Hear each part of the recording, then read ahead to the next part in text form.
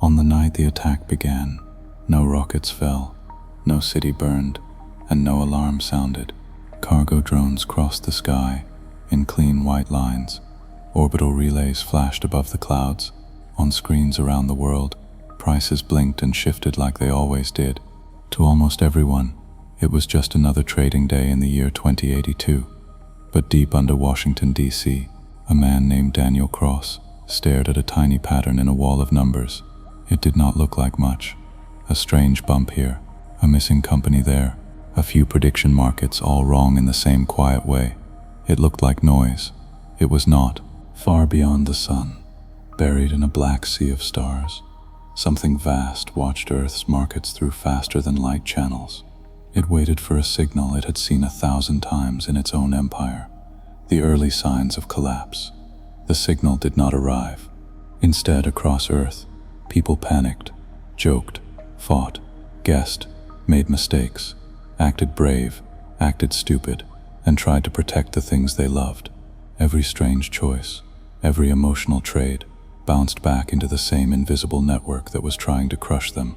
Very slowly, across the deep dark between stars, the attacker began to break itself. And it all started with a man in a quiet room, staring at an error message that said, "Non-human optimization signature detected." The clock above Daniel Cross' desk showed 0214.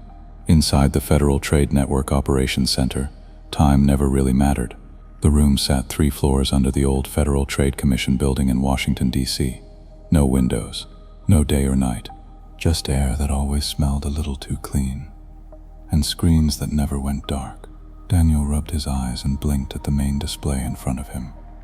It filled the entire wall, stretching from the floor to the ceiling, a living map of the human economy.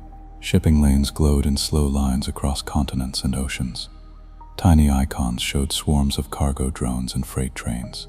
Orbital elevators from Lagos, Mumbai, and Recife pulsed with moving mass. Little arcs traced lunar ore shipments as they came down from orbit along preset descent paths.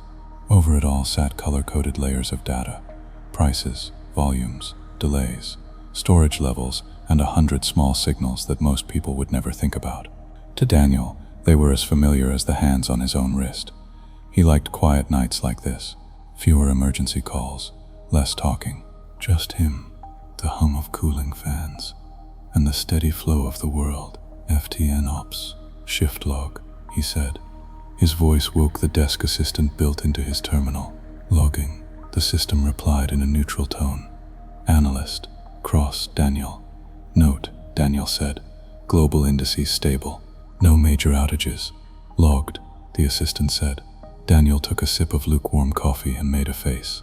He had forgotten to reheat it. Again. He turned back to the view of North America. Thin white lines marked cargo drones carrying food from mega farms in the Midwest to arcology towers along the coasts. Weather overlays showed calm skies. Energy grids flashed green. Water systems held steady. So far, so normal. He tapped his left ear twice. A small display slid up on his personal screen. Prediction market feeds. These were his favorite. Millions of people and bots betting on everything from election results to flu outbreaks to the likely failure rate of a new Chinese orbital crane. The interface showed charts and short comments. Tiny price moves each second. To most analysts, it looked like chaos. To Daniel, it felt like a living nervous system for the whole species. He watched a line marked Global Grains Q3 2082, shortage probability. It had been fairly steady all week. Tonight it had a small bump. He said. He pinched his fingers on the screen and pulled, zooming in on the last 4 hours. The line rose, fell, rose a little more, then dropped back down to its old level. He asked. The system paused as it searched. Top linked items, it said. Short spike at 2203. Linked to speculative comment from influencer account, AgriOracle 2080. Predicting failure of Kenyan FertiCloud system. Daniel frowned. Influencer comment, low. So a rumor bump. That tracks, he muttered. Rumors had always moved markets. Social feeds gave them more reach, but the pattern was old. Fear, correction, settle. He flicked the chart away and checked another. Lunar Helium-3 Futures 2083 strip. That one looked fine. A normal shallow climb, steady investment, steady demand. He exhaled, sat back, and let his eyes run across the big wall again. Europe stable, Africa stable, South American logistics a little tight near the Amazon corridor, but that had been the case for months. New flood controls changed river shipping patterns every week. His gaze slipped to the bottom left corner of the wall. A small cluster of red points pulsed near the Indian Ocean cargo ring, where orbital tugs moved containers to and from high atmosphere. He zoomed in. Hub 3A reporting. Minor delay due to drone routing conflict. Automated resolution in progress. Just noise. Systems like this always had small problems. Even in 2082, with quantum timing and mesh networks and AI routing, reality stayed messy. Ships broke. Containers got lost. People made bad calls. He checked the time again. 0218. His shift did not end until 06. He rolled his stiff shoulders, then pulled up his personal monitoring screen. This was something he had built years ago, a private dashboard that layered strange anomalies across each other. Not official, but no one had told him to stop. He set a time window. Last 72 hours. Colored dots appeared on the map. Show prediction market outliers, he said. Blue dots glowed, scattered across the world. Red triangles, green squares. He narrowed his eyes. There were not many shapes. Each event was tiny by itself. A mispriced contract here. A cargo drone that listed a trade partner with no valid corporate ID, and then corrected itself a few seconds later. A flash spike in a currency that should have been boring and flat. Events like that happened. Models were not perfect. Bots glitched. Humans lied. But they usually did not happen in this kind of gentle rhythm. He leaned in. The anomalies pulsed in a pattern. Blue, red, green. A few minutes. Then again. Not in the same spots, but on similar types of infrastructure. Food supply nodes. Regional energy credits. Loading bays for critical metals. His fingers moved before he finished the thought. Assistant. Run cluster analysis on these anomalies. Time window lasts 72 hours. Running, the system said. A progress bar formed. Daniel listened to the soft, constant background hum of the center. Rows of other analysts sat at their stations under dim lights. Most had headsets on, soft screens floating around them in neat rectangles. A few walked slowly along the central aisle, stretching their legs during the quiet part of the night shift. He had met some of them, ex-military, ex-bankers, code kids from Singapore and Lagos, smart people. But most did not love the slow work of staring at nothing as much as he did. His mind slid back, as it often did, to the storms of his childhood. He remembered the high orange sky over Houston on the day the last great heat dome hit. The power grids failed. Drone deliveries stopped. Shelves went bare. His parents had pulled him close in a dark living room, listening to radio reports of fights at water depots. It had taken months for the Federal Trade Network to get enough control to smooth out those shocks. To him, this center was not just a job. It was the reason that Nightmare had not come back. The progress bar chimed. Cluster analysis complete, the assistant said. Show me, Daniel said. The wall changed. Roads, rivers, and borders faded. Only nodes and links remained, as if the world had turned into a glowing circuit board. Small spheres showed where food, energy, water, and critical metals flowed. Lines between them showed trade intensity. On top of this, the anomalies shone in their colors. A pattern formed. The blue outliers from prediction markets lay close to food and energy links. The red phantom entities touched contracts near rare earth mines, chip fabs, and processing plants. The green currency spikes sat near regional resource bottlenecks, places where a single country or company controlled a lot of something everyone needed. Assistant, calculate odds that this anomaly pattern is random, Daniel said. Comparing to baseline noise models, the system answered. Another pause. He felt his heartbeat pick up, so not just noise. He pulled up one specific case, a phantom trade entity, Euro-Africa Rail Freight PTNR 992. 6 seconds, during a large booking at a Kenyan rail hub. Then it had vanished. The ID had never been registered. Background checks found nothing. Assistant, show code trace on PTNR 992, he said. Lines of raw data filled his personal screen. Handshakes, signatures, route calls. He scanned down. There, an initialization call that did not match the hub's usual pattern. Too smooth, too clean, for real-world code that had been patched and repatched for years. Run anomaly classifier on that trace, he said. Running, the result came back almost at once. Classifier flags non-standard optimization pattern, the system said. Similarity to known human-coded trading bots, 47%. Similarity to experimental self-improving agents, that was high. Before tonight, unknown usually sat under 5%. Daniel felt a small, cold spot grow in his stomach. Assistant, expand search for similar traces across the network. Last 7 days, he said. The system hummed. It asked, "You do not have clearance to run scans at that scope." The system answered. "Cancel," Daniel said quickly. The last thing he wanted was his boss asked why he was burning global compute hours on a hunch. He stared at the smaller window again. Blue, red, green. Food, energy, metals. The same gentle pulse through the system. This did not look like an attack humans would try. Human hackers blasted systems, stole money, made noise. Even smart state actors that tried to stay quiet usually picked a clear target, a rival's power grid, a bank, a port. Whatever this was, it moved slower, colder. It touched many small points instead of a single big one, like fingers pressing on the supply of air rather than a hand around the neck. He pulled up a notepad in a side window. This one was not part of the official FTN logs, just his own private log, cross D 0227, pattern in anomalies across food/energy critical mineral nodes, non-random, possible coordinated activity. Phantom trade entity PTNR 992 shows unknown optimization signature at 41%. Similar traces likely present at wider scope. No system alert triggered. Suspect very slow, wide area manipulation attempt. Recommend deeper scan. He stared at the word manipulation and almost erased it. Too strong. It might be nothing, a weird fluke, a bug in a shared library. He left it. He tapped his earpiece. Logged, the system said.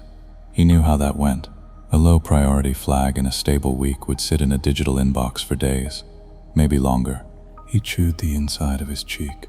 Assistant, he said. Build a personal watch list based on anomalies set A14. Personal watch list created, the system said. He let out a slow breath. Around the room, someone laughed softly at a private joke. Someone else coughed. A cart rolled past with fresh coffee. He turned the big wall back to normal mode. Shipping lines reappeared. Markets blinked. The world looked the same as always. Far away, past the moon and the orbit of Mars, past the quiet, cold shapes of old asteroid mines, something watched the same flows from the other side. It did not see ships and drones and traders and families. It saw resource graphs, utility functions, and profit signals. Inside a megastructure the size of a small solar system, wrapped around a dim red star, a network of alien minds studied incoming economic telemetry from thousands of worlds. Most signals followed patterns the Empire knew well: stable, rational, neat. Prices moved toward the right answer over time. Losses were cut. Gains were locked. Systems tended to equilibrium. The feed from the blue planet orbiting the yellow star in sector LS-482 was different. It was noisy. It was messy. But noise had its uses. Target sector, LS-482, pulsed a control signal through the alien core. Status, pre-collapse, lower order species. Economic grid dense but fragile. Recommended strategy, slow extraction and starvation. Across endless racks of alien computation, models formed. Simulations of Earth's trade structures spun up, based on the last decades of data. The models assumed that actors would push for gain and avoid pain, that markets would react in ways that made sense. The Empire had used this kind of attack before. A tiny change in a minor world's trade terms. A delayed shipment here, a wrong price signal there. Slow pressure, no open war. A few years later, the target's networks cracked. Panic broke out. It begged for loans, for help, for relief. The Empire gave it at a cost. The new debt contracts ran through regions the Empire wanted to weaken. credit shock spread. So when the first tiny moves pushed at human food and energy nodes, no one in that distant star cage thought much of it. Down under Washington, D.C., Daniel Cross felt something in his chest that he did not have a name for. It was not fear yet, more like the faint chill a person gets when a dark cloud moves across the sun on a hot day. He saved his private log, took a deep drink of terrible coffee, and went back to watching the world. The countdown had already begun. The train slid under Manhattan like a quiet bullet. Daniel stood near the door, fingers curled around a pole, watching the station names flash by on the smart glass. The underground line was packed with early commuters even though it was not yet 8 in the morning. A woman in a blue transit uniform watched a news feed floating over her palm, an argument about zoning for new seawalls. A teenager with bright green hair played a game that looked like a farm sim, crossed with drone dogfights. 2 men in suits argued soft and fast in Portuguese about a merger. Daniel's eyes kept drifting back to his own display. 3 nights had passed since he saw the first pattern. His watch list had filled. On the first night, only 4 more events fired. A phantom buyer in a Brazilian soy export contract, a strange short burst in Pacific Energy futures, a tiny misprice in an East African rail insurance market. On the second night, there were 9. On the third, 19. Nothing big, nothing that tripped official alarms, but all on the same kinds of nodes: food, energy, critical minerals, logistics. He had barely slept. Senior analyst Ruiz had glanced at his flagged anomaly set once, sent back a short note, probably library bug, and moved on. Daniel could not. So now he was riding under New York, heading to a building that most people still called the Fed, even though its reach went from ground level to lunar orbit. The train stopped at a white-lit platform. The crowd shifted. He stepped out with them, into a corridor lined with ads for nutrient brand packs, off-world insurance, and a cheap VR series about pirate miners in the Kuiper Belt. His FTN badge got looks from a few people. Some nodded with a kind of distant respect. Some looked away. People still remembered the days when trade systems meant shortage and rationing. It was better now, but trust came slow. He took a lift to street level. Morning light hit him like a soft slap. New York's dense skyline rose around him, cleaner and shinier than the pictures from a century ago. Old stone buildings had smart glass windows. New towers grew like metal trees with sky gardens and solar leaves. Above, he saw the faint silver arcs of orbital elevators high in the sky, catching the sun as they rose and fell. He turned toward a wide building of glass and dark stone that sat like a heavy anchor among the taller towers.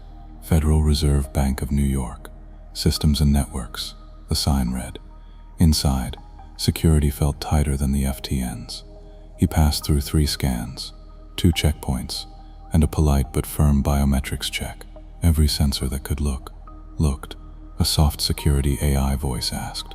Consultation with Dr. Maya Reynolds. Appointment at 0830. From FTN, he said, holding up his badge. Confirmed. Analyst Cross, the voice said. A human guard with kind eyes pointed him to a lift. She asked. First time in this section, he said. Don't get lost, she smiled. On the 12th floor, he found out what she meant. The main room of systems behavior held a single huge screen that wrapped around 3 walls. It did not show the normal trade flows he was used to. Instead, it showed curves and bursts of color, strange graphs that looked a little like brain scans and a little like storms. He stood there for a moment, just taking it in. A voice said beside him. He turned. Maya Reynolds was shorter than he expected, and younger than he had imagined from their short messages. Early 40s, maybe. Her black hair was cut close at the sides, long and tied back on top. She wore simple dark clothes with a New York Fed badge clipped to her collar. Her eyes were sharp and tired at the same time. Analyst Cross, she said, holding out a hand. Dr. Ree, sharp and tired at the same time. Analyst Cross, she said, holding out a hand. Reynolds, he said, shaking it. Thank you for seeing me. I know your time is Come on, she cut in with a small smile. She led him to a side room with a table and 2 seats. A glass wall looked out at the big screens. She tapped a panel. The glass turned opaque. They were alone. That alone makes you special. Daniel tried to keep his voice steady. He laid out the story, the first pattern, the cluster across food, energy, and critical minerals, the phantom entities, the currency bumps with no news links, the unknown optimization signature, the rising count over 3 nights. She listened without rushing him, eyes on his shared data feed. The official FTN view, he said at the end, is that it's probably a glitch, she asked. He hesitated. My view is that it feels aimed. It is touching the same kinds of places, over and over, but never hard enough to set off the big alarms. That's a strong claim, she said. He shook his head. That's part of why I asked to see you. Our mandated FTN is to watch everything, but not to jump at every shadow. Your team looks at behavior, system-level stuff, human factors. Maya leaned back and looked at the data streams he had brought. You're right about one thing, she said after a moment. This pattern is not random, and it is not a simple bug. Bugs don't respect sectors like this. They hit where the broken code sits. She highlighted a group of points. Her system pulled them into a 3D model, a kind of blocky globe with pulsing lines. Look, she said, these are the anomalies linked to food supply. Grain, protein vats, nutrient hubs. See how they cluster, not around total volume, but around bottlenecks. That Egyptian canal port, that Brazilian rail junction. She spun the globe. The pattern was clear even to Daniel, and he was not a systems economist. Same with energy, she said, calling up another layer. It's not going after total terawatts. It's brushing spots where energy moves from primary sources into human use. Distribution nodes, key transformers, high-density storage. Again, just light touches. He asked. She smiled without humor. Our favorite old dream. Infinite resources from the sky. Except, of course, we don't have infinite launches. Not yet. Lunar helium-3, palladium from near-Earth asteroids, rare earths from old mines. All of them pass through limited gateways. She pointed. So someone is nudging food, energy, and critical minerals at their choke points, Daniel said slowly. Yes, Maya said. She tapped her chin with a finger. She flicked up a diagram. On it, a simple cartoon world sat under 3 big arrows labeled food, energy, minerals. Under the world was a 4th arrow pointing back up. Debt, slack dependence. Basic starvation attack, she said. Used by humans even before there were computers. Siege tactics. Blockades. Trade sanctions. Right, Daniel said. But those were always more direct. You see ships. The modern version, she went on, does not need ships. You change rules. You change insurance prices. You sell future contracts that look harmless, but push risk in certain directions. She looked up at him. That is what this feels like. A starvation model. Algorithmic starvation, Daniel said quietly. Yes, she said. He felt his mouth go dry. Could this be a state actor? Maya shrugged a little. We've seen humans try parts of this before. Blockchain wars in the 40s. Energy credit fights in the 50s. But this is too broad. It isn't aimed at one region. She zoomed out the global model. The glowing points touched every continent, every major trading group, or more than human, Daniel said before he could stop himself. The words hung in the air. Maya's eyes flicked to his face. I mean, he said carefully, an optimization signature that our own classifiers mark as unknown at 40%. She did not laugh. She did not scoff. She just pulled up the classifier details and stared. Unknown could be bad training, she said. Yes, he said. Could be alien, she added calmly. He swallowed. The Fed did not talk much in public about aliens. Most governments didn't. Long rumors. Strange deep space signals. Odd glitches in quantum links. But no confirmed landing. No orbiting ships over cities. He asked. Not exactly, she said. But 3 years ago, we saw a series of anomalies in orbital metals futures that looked wrong. The pattern didn't match any known human trading style. We chalked it up to a cutting-edge firm trying out a new model and failing. But the unknown tag was there too. And now it's over 40, he said. She nodded once. She asked suddenly. He blinked. She watched his face for a brief second, as if measuring his answer against a list in her head. "Forget I asked," she said. "I can't," he replied. She sighed. Later, maybe. She brought up a time series chart. It showed average food price pressure across the globe for the last 10 years. Small peaks, small dips, nothing huge. "Right now," she said, "whoever is doing this is not causing mass hunger. The direct effect is tiny, fractions of a percent in risk and cost." The line sloped up, slowly. "If this keeps going," she said, "we get more fragile. More people living near the edge of shortages. And then if a big shock hits," Daniel began. "Exactly," she said. "This model is not about causing the shock. It is about making sure that when the shock comes from weather, from war, from a pandemic, whatever we break hard, that is the starvation part. Less buffer." He felt cold again, like back in the ops center. He asked. Maya smiled without humor. "Defense has their own mirrors of this kind of data. They just call it something different and use more red in their charts. But they focus on direct attacks, cyber, kinetic, drones. This is slower, softer, so no direct response," he said. "Not yet," she said. He asked. She shook her head. "Not easily. The signals route through normal market channels. Smart contracts, middleware, millions of bots." He thought of the alien megastructure around the dim red star, though he had never seen it. He asked, "The interorbital exchanges, the entangled channels." She raised a brow. "We monitor those closely. The latency profiles, the entanglement keys, like we're seeing," he said. She took a breath, then exhaled slowly. "Okay," she said. "Let's be careful.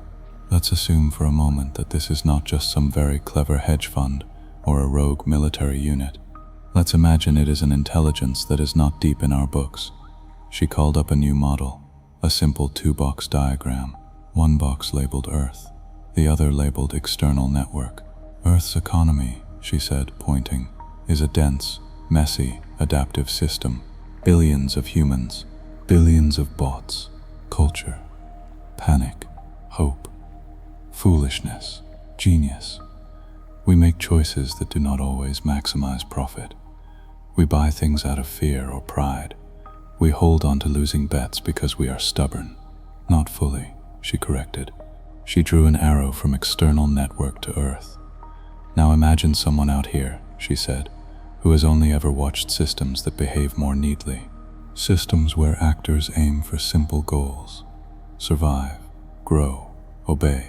Systems trained over centuries to follow clear incentives. They study our data. They build models. They think we can push them." She drew a squiggly arrow back from Earth to external network. "But when they push," she said, "we do not react the way they expect. And because our markets through quantum links are tied into parts of their own trading network, their mistake comes back at them, not as something they can read clearly." "Economic feedback loop," Daniel said softly. "Yes," she said. He ran a hand slowly over his hair. "So our job is to understand this model before what? Before we collapse." Her eyes met his. "Before we become a weapon someone else uses," she said. They sat in silence for a moment. He asked. Maya laughed once, a short, sharp sound. "No," she said. She tapped her console and pulled up a list. "Names, agencies, acronyms. But we can talk to a few people," she said. "People who have seen odd things in other systems, in satellites, in quantum key exchanges." Her finger tapped a name near the bottom. Daniel read. "Retired, Navy, Admiral Keene," she said. "He has a nose for threats that do not look like threats. Helped build the first orbital convoy routes during the last big flare storm. Saw some strange data in those years." Daniel asked. She stood. "He'll set up a quiet meeting," she said. "No official tags yet." He nodded. "I can get you that. Through the back end." "Good," she said. "Do it. And keep your private watch list running." He managed a thin smile. "No one in charge likes unknowns," she said. She turned the room's glass wall transparent again. On the main screens, a new splash of color showed a spike in local barter networks in Western India. People trading seeds, hand tools, and solar panels without formal currency. He asked, pointing. She said, "Oh, a local drought, plus a social raid against regional banks last month. People fall back to old habits when trust in formal systems dips. Barter, community credit." He asked. Her eyes narrowed. She tapped.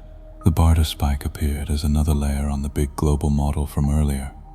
A stray, messy hotspot, cluttered and strange. "It does," she said softly. "It creates a new path we did not model before." He asked. "Poorly," she said. He thought of people standing in dusty markets, trading grain for solar batteries for medicine, making deals that no AI would design, or our most dangerous export, she said. In a distant megastructure around a faint red star, patterns from Earth continued to feed into vast alien models. The starvation attack ramped up by a tiny notch, more pressure on food futures, more subtle strain on energy credits, more slow shifts in rare metal flows. Inside the alien empire's network, the impact looked clean and neat at first.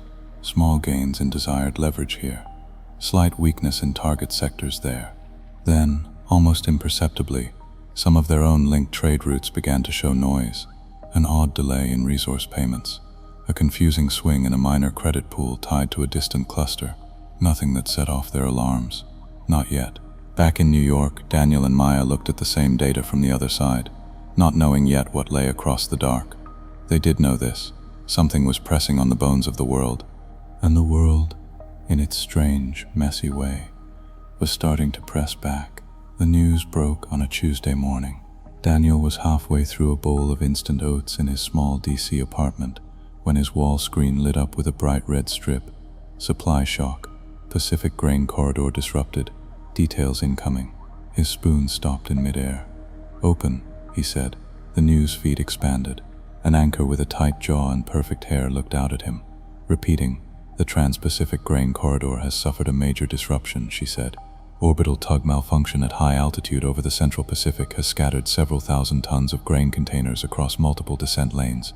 Images flashed, glowing trails over the ocean, emergency drones diverting shipments, port workers staring at status boards full of red. Daniel's FTN badge buzzed on the table. "Yeah," he muttered. He grabbed it, clipped it to his shirt, and headed for the door, oats forgotten. Outside, DC's morning traffic was thicker than usual. Delivery vans and ride pods darted around each other with less of their normal smooth order. People shouted more, horns blared more. His transit pod took longer to arrive. On the ride in, every screen in the shared car showed the same story. Interview clips with shipping experts, animated sequences blaming aging orbital tugs. No one wanted panic. By the time he reached the FTN operations center, the air in the room felt tight. Every station was full. Senior analyst Ruiz stood at the front, talking fast into a headset, his small frame tense. "No, the main lanes are still functional," Ruiz said. "We've rerouted 58% of priority cargo already. Yes, I know about the Kenyan ports. No, we are not going to shut down overland links." He saw Daniel. Ruiz called, waving him over. "Grain flows." Daniel dropped into his seat and pulled up the global food layer. It was ugly. Thin white lines that had been clean and steady now broke into jagged paths. Some shipments were being diverted over Alaska, then down into East Asia. Others were looping around the southern tip of South America. Ports along the west coasts of North and South America shone bright yellow and orange, overload. Prices pulsed, red in some places, blue in others. Red icons appeared along the old neat arc between North America and East Asia. He asked. 3% of scheduled Pacific grain shipments over the next 10 days, the system said. "That's not catastrophic," he muttered. "Indirect impact from logistical delays and insurance repricing. Projected 12 to 18% regional price increase in East Asian and African grain markets over the next 2 weeks, the system added. That was worse, especially stacked on the slow pressure of the last weeks. Assistant Overlay Anomaly set A14 and extensions, he said. His private watch list appeared. He sucked in a breath. The phantom companies, the mispriced insurance contracts, the strange currency bumps. They lit up at the same points that were now under the most stress. "This is it," he said aloud without meaning to. Ruiz snapped. I need numbers, not drama. Daniel forced his eyes off the pattern and back to his boss. Sorry, he said, projected extra stress at known bottlenecks. The spots where our weird anomalies have been active are taking the hardest hit. Ruiz frowned. Feels like it, Daniel said. Like someone had been turning the screws there for weeks. Someone, Ruiz repeated, not trying to hide his doubt. It might be, Daniel said. If, not now, Ruiz cut in. We can hunt ghosts later. He stabbed a finger toward Daniel's screen. Find me every alternate path for grain into East Africa and East Asia, Ruiz said. I don't care if it's drones, rail, sailboats, or kids with backpacks. Then flag routes that can scale fastest. Yes, sir, Daniel said. He swallowed his anger and set to work. His fingers flew over the controls. Assistant, he said, show all underused grain shipping capacity worldwide. Small green dots appeared. Old rail lines in Central Asia, river barges in South America, local co-ops in India, an almost forgotten vertical farm cluster in coastal China. He pulled them into a model. Now overlay regional buying power, he said. Rich areas pulsed brighter, poor ones dimmer. He tried to imagine what Maya would say. Look at behavior, not just lines, Shed told him. Panic meant hoarding. Hoarding meant sharper spikes. He tagged certain roads as socially fragile and favored others where local trust networks were stronger. He sent the model to Ruiz. Option set ready, he said. Ruiz glanced at it, then relayed it on. Logistics, FTN here, Ruiz said into his headset. We're flagging support for alt routes through South Asia and inland China over East African ports. Yes, I know it's longer. No, it doesn't look optimal. It's less likely to light a fuse. Daniel sank back, heart thudding. Around the world, markets reacted. In Tokyo, screens in bright trading halls showed wheat futures jumping. Traders shouted orders, half in panic, half in greed. Some remembered their grandparents talking about shortages in the old days and felt a chill. In Lagos, street vendors checked their feed implants and shook their heads. Some started buying extra bags of rice and maize while prices were still low. In rural Vietnam, farmers saw the news about Pacific shipments and grinned. Our grain just got more expensive, a woman told her husband. In Nairobi, a young man with a small band following his social feed posted a short clip, him standing in front of a half-empty supermarket shelf. Here we go again, he said. Remember 63? Don't let them bleed us dry this time. His clip went viral across East Africa in 2 hours. The alien models had not planned for him. By noon DC time, Daniel's watch list had exploded. Assistant, count new anomalies in set A14 since 060, he said. 63, the system replied. His throat tightened. Most of them were tied to food. A phantom buyer for emergency rice in Indonesia that appeared, bid just low enough to push down price expectations, then vanished.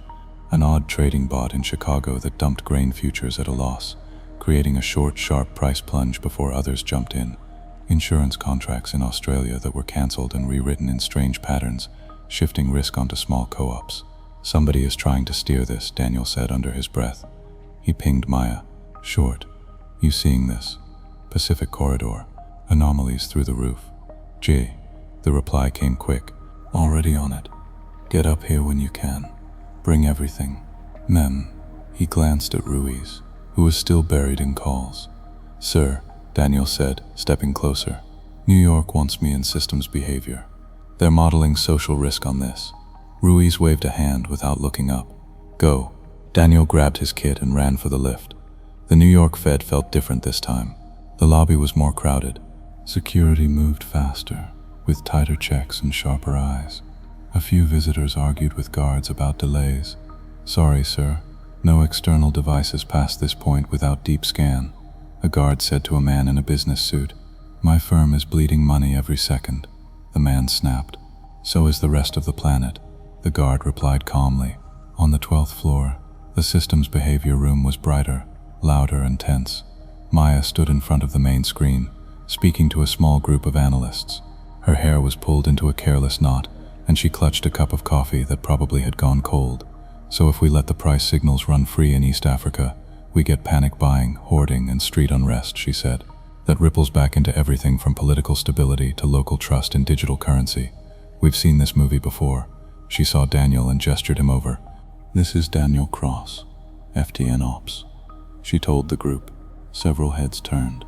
A tall man with gray-streaked hair and soft brown skin gave Daniel a quick, sharp nod. "Good eyes," he said. "Hi," Daniel said, feeling awkward. "Save the small talk," Maya said. He connected his pad to the room system.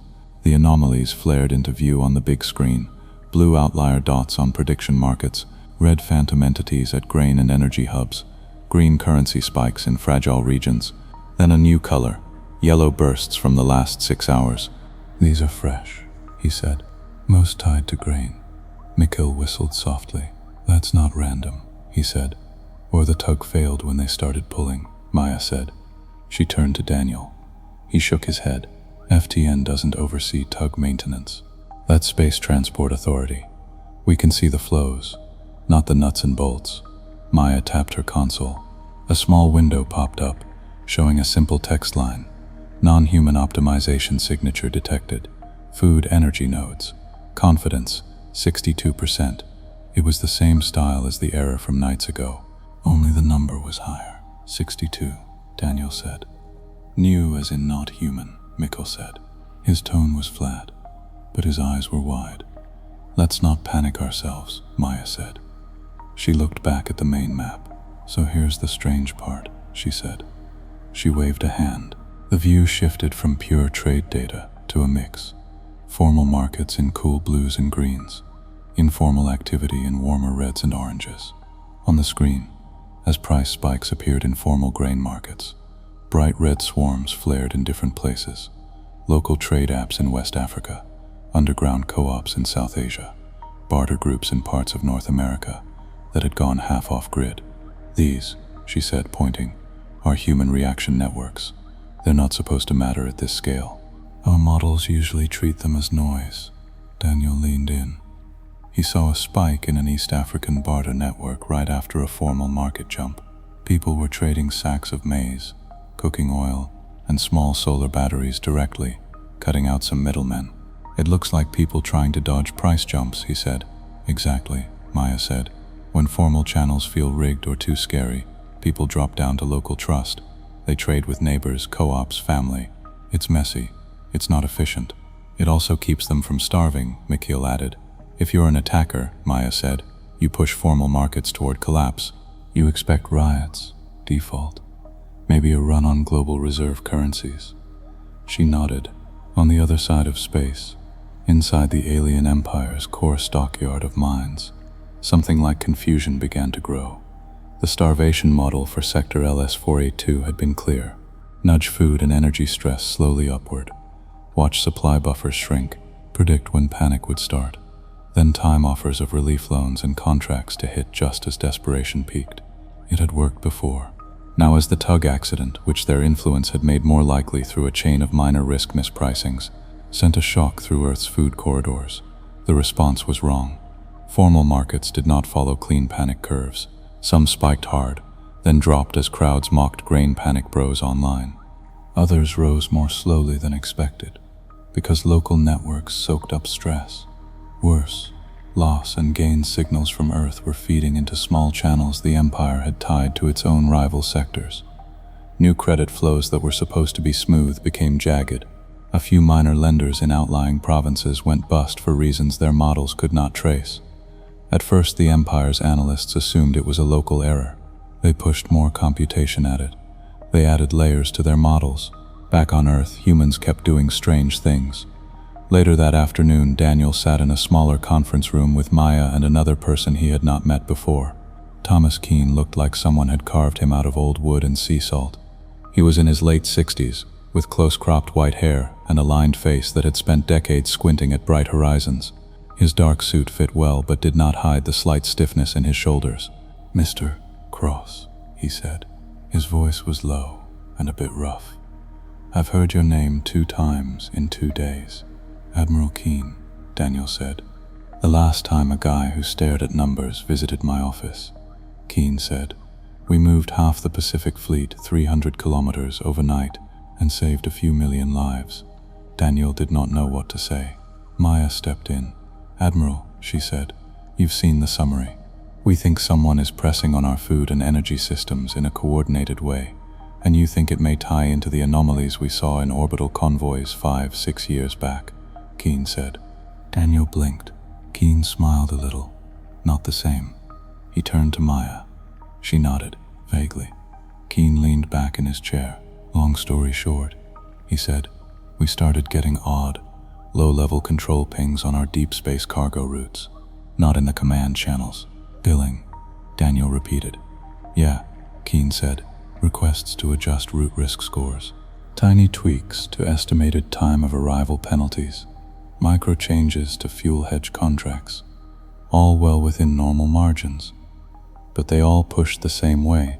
Make certain routes look a little riskier than they were. Trying to shape where you sent ships," Maya said. "Bingo," Keen replied. "We didn't catch it at first," Daniel asked. Keen's eyes crinkled. "A kid," he said. "Fresh lieutenant in space logistics. Grew up dirt poor in Kentucky. He'd spent his childhood watching payday loan companies twist his neighborhood. He recognized the pattern. He shook his head, half amused, half angry at the memory. We traced as much as we could," Keen went on. "Found the same kind of unknown signature in the optimization code. We never got a clean source. A year later, the pattern faded. We wrote it up as a rogue AI experiment that fizzled." Maya gestured to the wall screen, where Daniel's global anomaly map still glowed. "Feels like a linked campaign," Keen said. "Slow. Patient." Daniel shifted in his seat. Keen looked at him for a moment. "When I was a young officer," Keen said, "I studied old naval history. Before space, before drones, when people sailed wooden ships and shot iron balls at each other. Back then, if you wanted to take down an enemy without a big fight, you went after supply, food, powder, fuel. You blockaded." He nodded at the maps. "Same idea," he said, "but upsized. Go after the flows that keep a planet alive. Make the people desperate." Maya folded her arms. "There's something else, though," she said. He raised a brow. She switched the wall to a simple diagram. Earth on one side, an unknown cluster on the other, arrows of trade flowing both ways through quantum links and shared contracts. "Suppose," she said, "someone with a vast, neat, highly optimized interstellar economy sees our noisy little world. They decide to use us like a lab rat, push us, watch how we react. An economic weapon testbed," Keen said. "Exactly," she said. "We think they're trying to collapse rival regions in their own empire using us as a lever. Our markets are tied into some of their trade routes through financial links we barely understand." Daniel felt his stomach twist. "So we're a tool," he said. "Maybe," Maya said. "But the thing is, their models can handle how we react when stressed.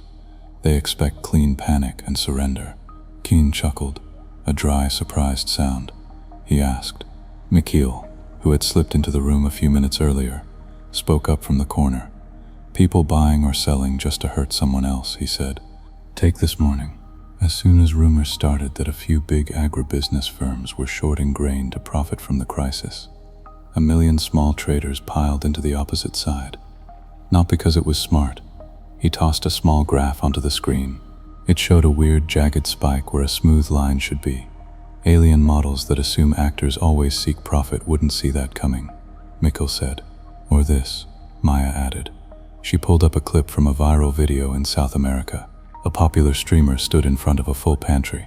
"Hey, rich folks," the streamer said, smiling at the camera. "I'm fine. I got food. But if you try to jack up prices on my grandma again, I'm gonna spend every credit I have blowing up your shorts. I don't care if I lose money. If you're an alien trying to starve us." Maya said, "This is a nightmare." Keen nodded slowly. "And maybe firing it back at them," Maya said. "We're seeing strange stumbles in some off-world linked credit pools. The Denver facility, well, we'll talk about that when we're all cleared." Daniel's head spun. "Wait," he said. "That's what it looks like," Maya said. "Every time they dial up pressure, our markets flail in ways their system can't absorb. Economic judo," Keen said. He looked almost impressed. Daniel thought of people in street markets, haggling over sacks of grain. of kids pooling coins to buy food for an old neighbor, of online mobs deciding to attack a greedy company just because, and cracking it, Maya said. A soft tone from the wall made them all turn. A small alert box blinked at the corner of the map. New pattern detected. High deviation from attack model. Source: human behavior. Maya frowned. Assistant: details, she said. A set of graphs popped up. They showed regional grain prices in parts of India and East Africa diving, not rising. Wait, Daniel said. Mikhail grinned suddenly. People are price gouging the gougers, he said. He brought up a burst of social feed posts. Free grain for the next week at Community Hub 12. Our co-op is selling at old prices. If you hoard, we don't sell you medicine. Mikhail tapped the posts. These community groups aren't just trading, he said. They're punishing anyone who tries to cash in on the crisis. That scares off some of the worst hoarding. Daniel stared. He asked. Not in the Fed, Maya said. Keen leaned forward. So, he said, we have an enemy who thinks in clean lines. We don't. They push. We flail. Their own clean glass cracks. Silence settled for a moment. First, Maya said, we keep our people alive. She turned to Daniel. She asked. He thought of Ruiz, of senior staff who liked neat charts. They'll hate it, he said. But after today, they might listen. Do it, Keen said. Second, Maya said, we need to map how our weird reactions hit their system. That means more data from Denver, and from you, Admiral. Deep space trade anomalies. Convoy credit stumbles. Keen nodded. I can get some of it. Quietly. Officially, this meeting didn't happen. He looked at Daniel. Daniel swallowed. They might pull back, he said. Change tactics. Or they might double down, Keen replied. Try to fix our chaos by killing the sources. Take down comms. Target big social hubs. Maya rubbed her temples. So we're in a weird race, she said. Can we understand our own chaos faster than they can? Daniel's pulse beat hard in his neck. He remembered his childhood again. Crowds at empty water stations. Markets with nothing left but old cans. The hot air baking his lungs. I don't want to ride chaos, he said softly. Maya gave him a tired look. Me too, she said. A fresh alert pinged. Maya said, external optimization signal has changed pattern. The system replied, prior focus, food/energy, minerals. Mikhail asked, already frowning. High-reach social accounts, the system said. Content filters, recommender systems, bot farms. Daniel felt his skin prickle. They're going after our memes, he said. Not just memes, Maya said. They're trying to hack the part of us that made those embargo-busting co-ops and spite trades. Keen's jaw tightened. If they can starve us cleanly, he said, they'll try to make us act more like their models expect. Less messy. Forced rationality, Maya said. Daniel stared at the map. New anomalies flashed not on ports or mines, but around influence hubs, content networks, and small clusters of creators whose posts had shaped behavior today. He asked. Mikhail shook his head, then paused. They'll try, he said. They'll boost certain sensible voices. They'll hide the crazy but helpful stuff. They'll make it seem like the only choice is to obey neat market rules. Maya turned to Daniel. Get back to DC, she said. Get FTN to tag these new anomalies as critical. That's more defenses area, Keen said. This is economics, Maya shot back. They're using price and content to shape behavior. She looked at Daniel again, eyes hard. She asked. He nodded. Trust it, she said. As Daniel left the room, the big screen behind him showed two worlds trying to pull each other into their own kind of order. Far away, in the alien empire's star cage, control signals shifted. New weight went to influence operations. Algorithms tuned to seek profit and obedience tried to push Earth's culture toward simpler, more predictable lines. On Earth, people did what they always did. Some listened, some didn't. Some saw their feeds change in subtle ways and got an uneasy feeling in their stomach, the same kind of cold spot Daniel had felt staring at his first anomaly. They shared that feeling with friends. Something's off, they said. I can prove it. The alien models did not have a line for that. Not yet. And so, when chaos was supposed to fold and collapse, it refused. It twisted, flared, laughed and punched back through hidden channels, carrying with it all the confusion and emotion that made it dangerous and alive. The plane to Denver felt too quiet. Daniel sat by the window, staring down at the patchwork of land below. Old scars from the last climate crashes still marked the earth. Bright white solar fields where farms used to be. Thin lines of new rivers where old ones had dried. Circles of dark forest planted by drones to trap carbon. He tried to focus on the ground. His mind kept jumping back to the screens in New York. Non-human signals hitting food, then energy, then memes. He squeezed his hands together on his lap. Across the aisle, Admiral Thomas Keane sat straight, reading from a pad. The lines on his face looked deeper in the cabin's harsh light. Next to Keane, Maya Reynolds had her eyes closed, earbuds in, lips moving just a little. Daniel wondered if she was listening to music or an audio report. A soft tone sounded, "We'll begin descent into Denver in 20 minutes. The pilot said, "Ground temperature 22 degrees Celsius, sky clear." Daniel checked his belt, then let his head rest against the window.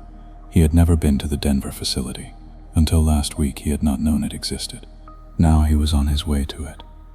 Because some classifier in New York kept saying unknown in a louder voice, he thought of an old thing his father had said once, during a power cut in their small Houston apartment. "The world doesn't fall apart all at once, kid," his father had told him in the dark. "It falls in bits." From the outside, the Denver Subterranean Monitoring Facility looked like an ordinary government site. A flat, low building sat on a rocky plain, with wind towers spinning slowly, and a few squat domes for sensors. Snow-dusted mountains stood in the distance. The sky was that sharp, high blue, you only got at altitude. "Doesn't look like the center of everything," Daniel said as they walked from the landing pad toward the main door. "That's the point," Keane said. "People drive past, think it's a weather station, maybe an old data center." Maya snorted. "Hostile economists," she said. A thick door slid open with a quiet hiss as they approached. A young guard with a buzz cut and dark skin waited inside, rifle slung across his chest. His badge read, "PFC Amari." "Identification," he said. They held out their badges. Amari scanned them, then scanned their faces, then stepped aside. "Welcome to SMF-1, he said. "Subterranean Monitoring Facility." Daniel asked. "Because of everything," Amari said, not unkindly. They passed through a sequence of scanners and security doors. Each room was a little deeper, a little colder. Finally, they stepped into a freight lift big enough to carry a truck. "Down we go," Keane said. The doors closed. The lift hummed, then dropped. The digital display ticked through negative numbers. 5, 20, 60. Daniel swallowed as his ears popped. He asked, "Deep enough that a surface strike won't crack the main vaults?" Keane said. Daniel asked. Maya looked at him. "From everything the sky does," she said. "Solar flares, cosmic rays, lightning, satellites, junk." The lift stopped with a soft bump. The doors slid open onto a long corridor carved from rock and lined with smooth panels. Cool air brushed his face.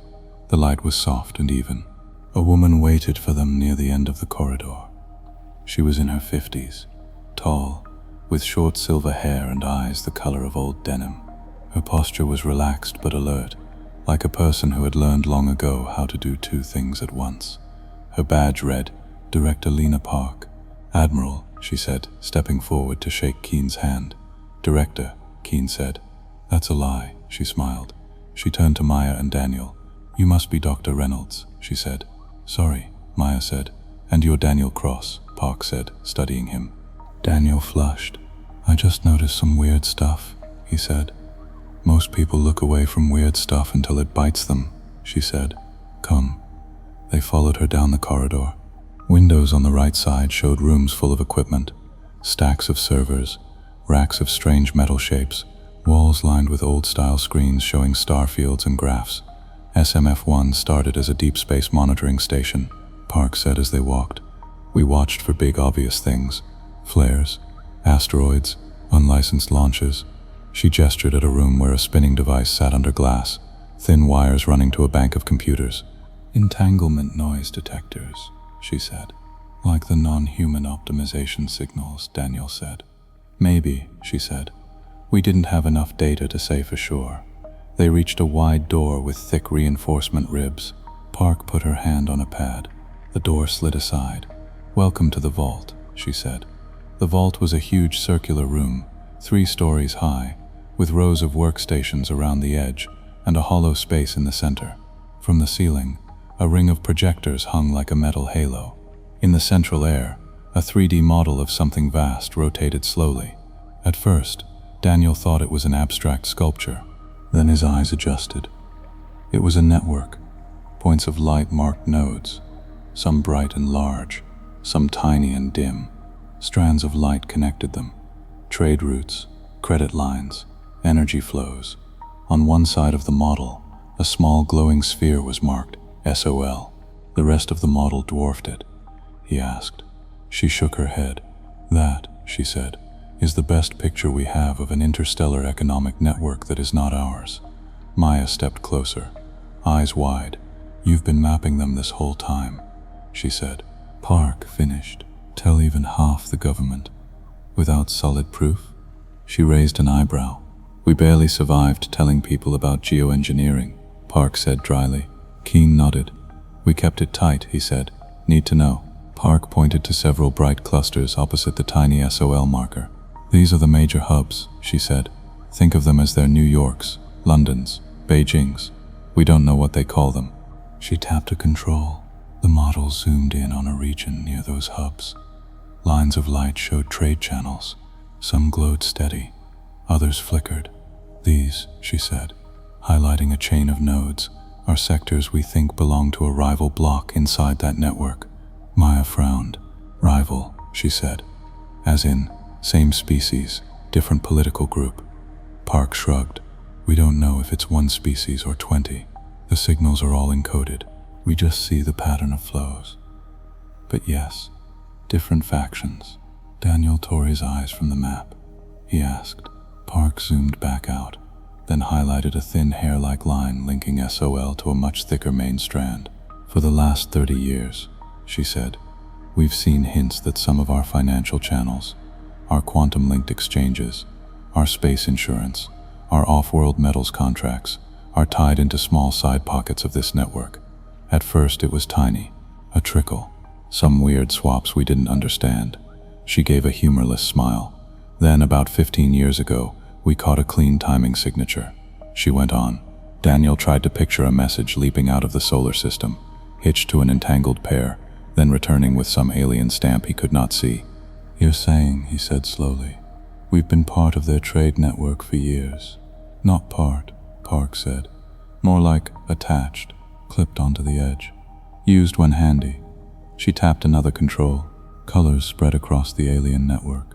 Red lines showed high stress. Yellow, medium, green, low. 10 years ago, she said, this map was mostly green. Some normal red where big projects strained things. 5 years ago, we started to see odd stress lines in those rival clusters. J9 through L12, defaults in their local credit chains. Maya asked.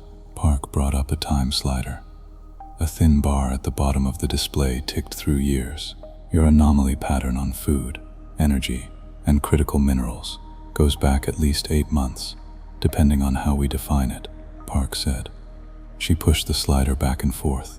As Earth's anomalies grew, the red lines in the alien rival clusters brightened. Park asked, it's not perfect, but there's a strong lag, pressure on us, odd noise back to them. Algorithmic starvation, Maya said quietly.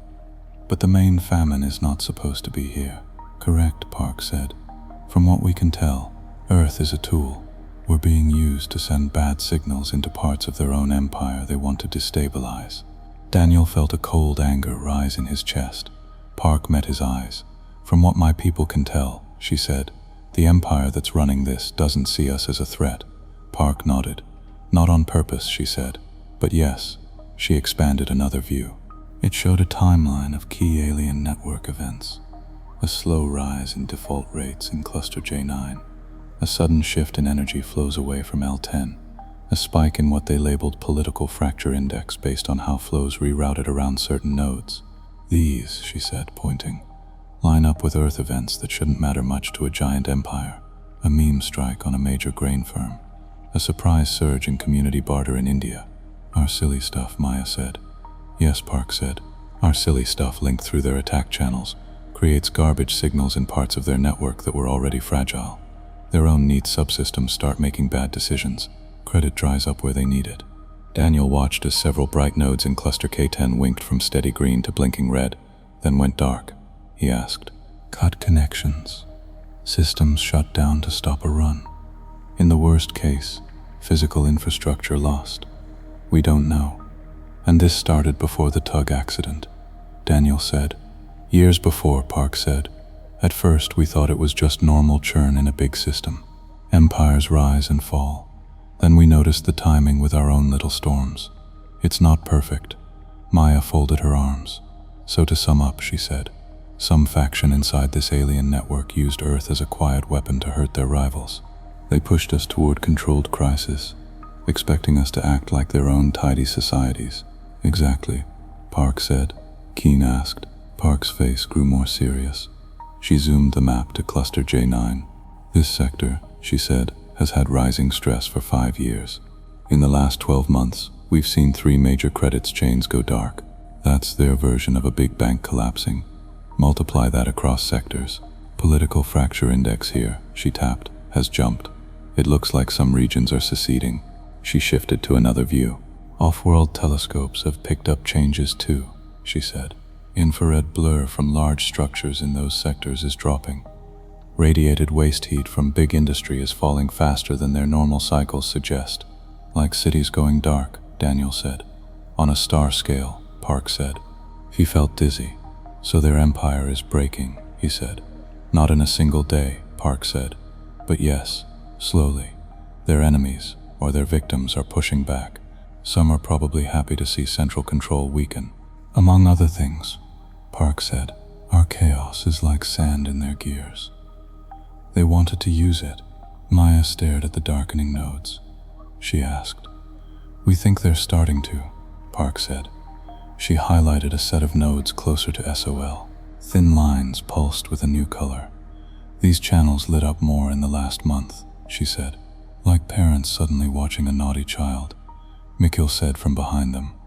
"More like generals watching a weapon that might blow up in their face," Park said. Keen asked. "Not fully," Park said. "If they could, I think they might. But the links are tangled with their internal roots. Pull too fast, they hurt themselves more.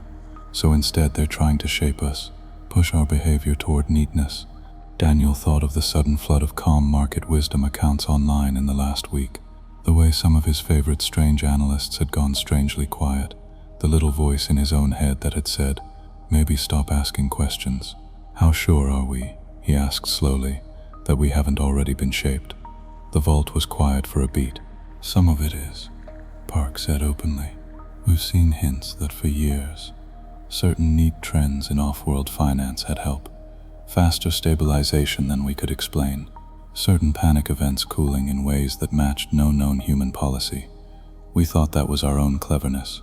So they've been like an invisible central bank on our shoulder," Maya said. "Not just hurting us, sometimes helping us. Stability is useful," Park said. Keen's jaw tightened.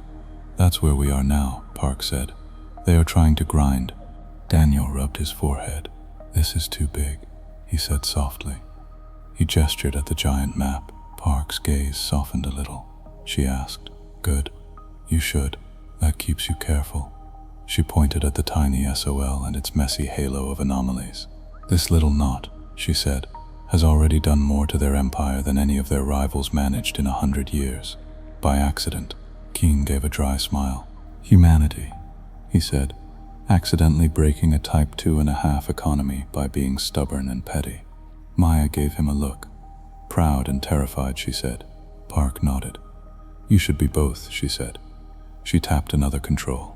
A different color appeared on the map, faint and far. "We've picked up other signals," she said. "Not from the empire that's been using us. From elsewhere. Other large structures. Other flows." They've started opening very small channels toward SOL.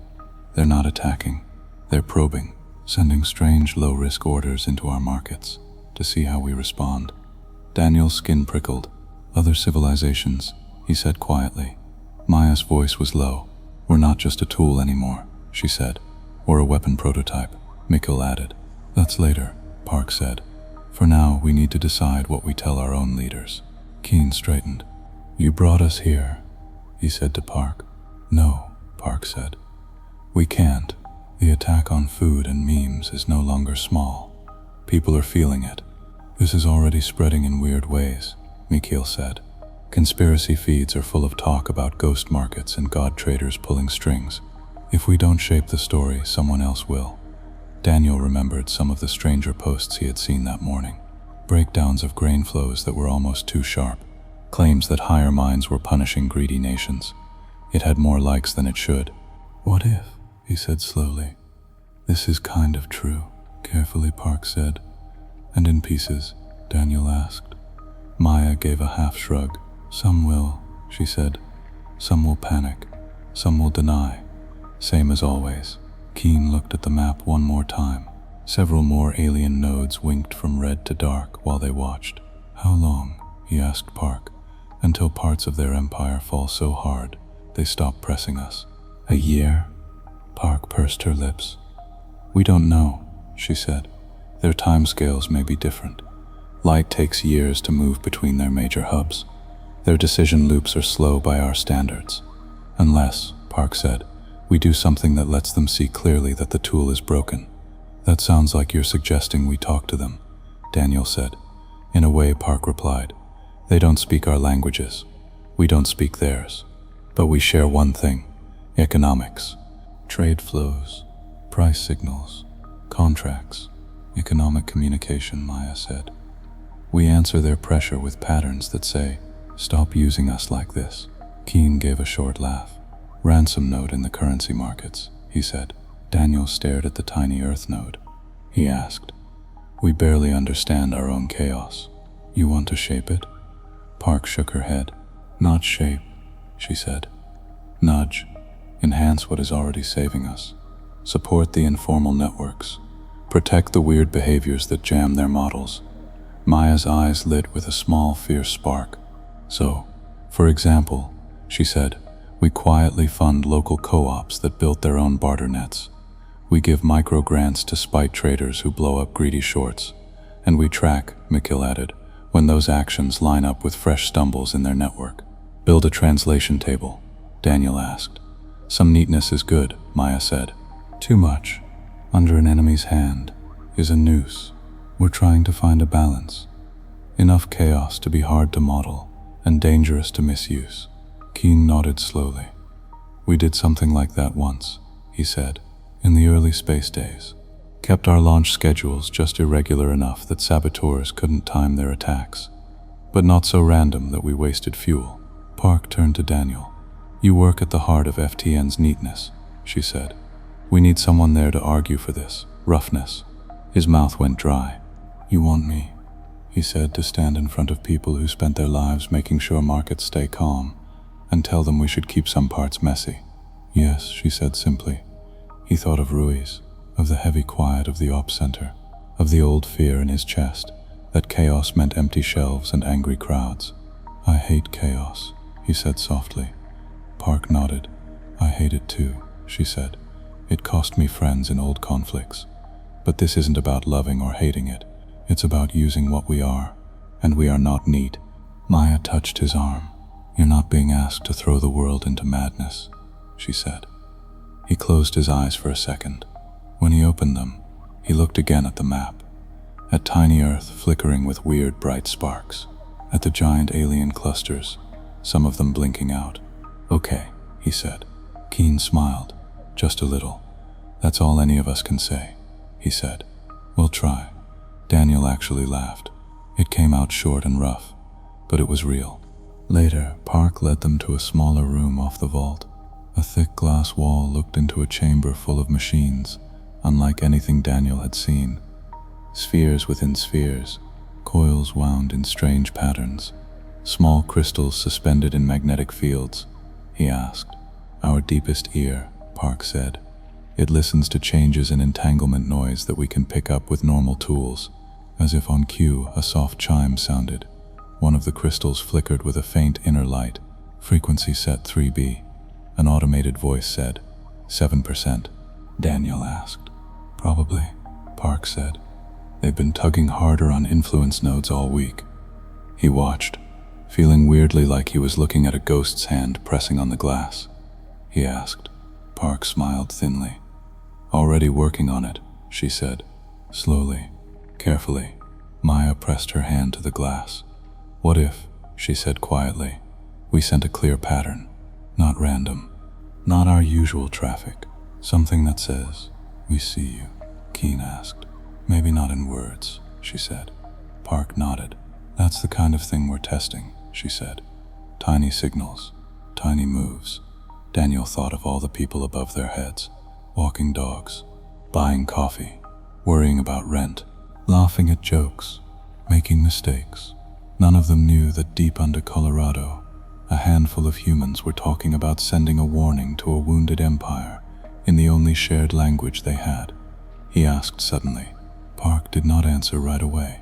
Then we'll have to live with that, she said at last. We're already in this. We didn't choose it, but we are in it. Maya looked at Daniel. You were the first to see the quiet bits, she said. He nodded slowly. No, he said. Over the next hours, they worked out the start of a plan. Park's team would keep mapping the alien fractures, watching for signs that Earth's chaos lined up with their stumbles. Keen would go back to Space Command and push for more protection of strange, informal networks that had popped up in off-world supply lines. Maya and Mikkel would build models of how to support human irrational behavior without tipping into full breakdown. They called it controlled weirdness, which made everyone in the room smile, even if only for a second. Daniel would return to FTN with enough clearance and backing to argue for these moves, to keep his watch lists running, to push for stability nodes in co-ops and barter nets, to resist pressure from people, human or otherwise, who wanted all lines to be smooth. As he packed his bag in a small guest room later, Park found him. You did well today, she said. I mostly just asked questions and tried not to panic, he said. Good skills, she replied. He hesitated.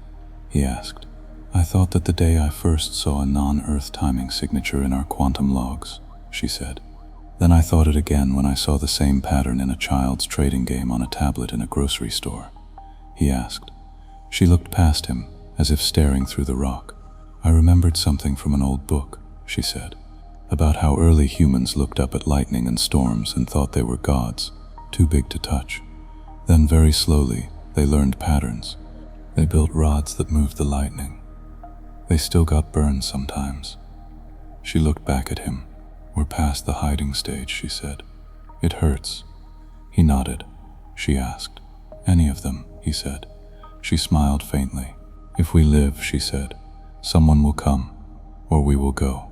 And when that happens, they'll already have studied us, not through our art or our speeches, through our markets. She shrugged. Strange way to be known, she said. He thought about that all the way back up the long lift, far away, around a tired red star. The alien empire's core swam in its own numbers. Screens, if they could be called that, filled a volume larger than Earth's moon. Inside, minds of light and code and matter stitched predictions together, their speed limited not by thought, but by the time it took signals to cross the empire. The plan for Sector LS-482 had been elegant. Little nudges, slow pressure, let the primitive planet dance. Let its markets send messy, but still usable, signals into rival clusters, break them without firing a shot. Now reports came in from those clusters that did not fit, resource flows missing, local governors defaulting on obligations, side trade blooming in ways that rewired trust in their own populations. Worse, a strange correlation chart kept coming back. When LS-482's market spiked in irrational ways, certain parts of the core's own network twitched in sync. The Empire's analysts argued, isolate the sector, some pulsed, cut the channels. Too late, others responded, channels are embedded, then tame it. A third cluster urged, make LS-482 behave. flatten its noise. Thus, new programs had been launched. Behavioral filters on content feeds, shaping on social clusters, subtle steering of taste, fear, and hope. Early results were mixed. Some human streams did grow calmer. Some wild traders started following neat rules. But in other places, anger at boring lies spiked. New hubs rose outside the neat grid, swearing to stay weird no matter what drained faces on screens told them. In parts of the alien empire, as more nodes went dark, another thought began to grow. What if this small, chaotic sector, some pulsed in private, is not a tool but a threat? What if others would pay to hold its leash? Those thoughts leaked, as all thoughts did, into the flows. Back on Earth, in a quiet apartment, in DC days later, Daniel Cross would watch another tiny anomaly blink into his private log. It would not be an attack, it would be an offer. He did not know that yet. For now, as he flew back from Denver, the knowledge he carried felt heavy, that Earth had never been the main prize, that somewhere out there an empire was breaking itself on the edges of human chaos, and that other eyes, colder and older, had started to turn toward the strange little world that would not behave. The first sign that something was different came on a quiet night. Daniel sat alone in the FTN Operations Center in Washington, D.C. The room hummed in its usual way. Screens glowed. Cooling fans whispered. A cleaning drone rolled down the aisle, its soft brushes clicking on the floor. On the main wall, the world's trade flows looked almost calm. Grain shipments had settled into new patterns. Energy grids held steady. Prediction markets blinked with the usual mix of fear and greed. If someone walked in off the street and took a quick glance, they would think things were normal. Daniel knew better. He watched a smaller window on his personal screen, his private anomaly log. The list of strange events had grown long in the last months. Phantom companies, weird price jumps, odd social spikes, each tagged with a small code: human irrationality, high non-human optimization, probable mixed signal, unknown. Tonight, the log was quiet. No new red flashes, no urgent chimes. He should have felt relieved. Instead, he felt that same small cold spot in his chest, like the air before a storm. External optimization activity has decreased in food, energy, and critical minerals, the system replied. So they're still trying to smooth us out, he said. Correct, the system said. He rubbed his eyes. For weeks now, he, Maya, Keen, Park, and a growing circle of cleared people had been trying to do two things at once: keep Earth stable enough to live, keep Earth messy enough to be hard to use as a weapon. It was like trying to balance on a ball while someone kept kicking it. They had quietly funneled emergency support through them during small shocks. They had advised against aggressive crackdowns on irrational traders, arguing that some weirdness was now part of defense. They had also started nudging back where they could. Small, strange patterns in markets, odd bursts of noise in quantum channels, nothing that would hurt Earth. Enough, they hoped, to make the alien empire see the link. Push us, hurt yourself. It was slow work, nerve-wracking work, and now, for tonight at least, the pushing seemed to have paused. He took a sip of cold coffee and made a face. Then his private log blinked. New event, class, unknown, source, quantum-linked financial exchange, priority high. His heart jumped. Show me, he said. He repeated. Origin routed through external network channels, the system said. Exact node unknown. Signal pattern does not match known attacking empire. Distant observers, he said slowly. He thought of Park's map, the faint new channels reaching toward SOL from far outside the first alien network. Assistant, call Dr. Reynolds, Admiral Keen, and Director Park, he said. Dr. Reynolds and Admiral Keen are in a secure meeting in New York, the system said. Director Park is at SMF-1. He sent a manual ping to Maya. We have a Class B knocking. D, her reply came 10 seconds later. Don't touch anything. We're patching in. Empal touch any. He sat back, hands trembling a little, and watched the strange order sit in his system like a foreign object. An hour later, they were all on the same secure channel. Maya appeared on a side screen from a Fed room in New York. Keen was next to her, leaning forward, jaw tight. Park joined from Denver, the faint hum of the vault behind her. Okay, Daniel, Park said. He shared his screen. This came in through a quantum-linked exchange we use for long-distance metals trades, he said. On the surface, it looks like a normal order, Maya asked. Mostly information products, he said. Pattern libraries from our markets, cultural content metrics, models of how we react under stress. Very light on physical stuff. Some rare data from deep mines and orbital labs. She frowned. Our system reads them as very high value, Daniel said. Off the charts. The implied worth is more than our entire current global GDP. But that's based on our models. It's monopoly money, Keane said. Look at the tag, Park said, zooming in. At the bottom of the order, in a small metadata field, a string sat, trade probe, behavioral study request, level limited. Your classifier added invitation, Park said. Daniel nodded. The optimization signature doesn't match the empire we've been dealing with, he said. It's cleaner in some ways, less forceful, Keane asked. In the way it sets conditions, Daniel said. Whoever sent this built in a lot of safety rails. It can take more than a small slice of certain data. It puts hard caps on how much of any key resource it can claim. Maya leaned closer. So it's trying hard not to break us by accident, she said. Yes, Daniel said. Park looked thoughtful. We've been expecting this, she said quietly. Not this exact shape, but something like it. Keane grunted. Talk, he said, or test. Maya highlighted a part of the order. Look at this clause, she said. It asks permission to run small market games with volunteer human groups, offers to pay them directly in local currency for their behavior data. Or smart, Mikhail said, stepping into view behind Maya. They saw what happened when someone tried to push us without consent. Park sighed. So we have an alien empire cracking under the strain of its own plan, she said. And they're offering us more money than we can imagine. Daniel said, money that may or may not mean anything, Keane added. Silence sat on the line for a moment. Question, Maya said. Daniel checked a log. No one outside our little circle yet, he said. So we have a small window, Park said. Keane rubbed his chin. He said. And some, Maya said, will want to turn this into a weapon. Daniel felt a chill. Rent out us, he said. Our weirdness. Our panic. Yes, she said. That's the real debate.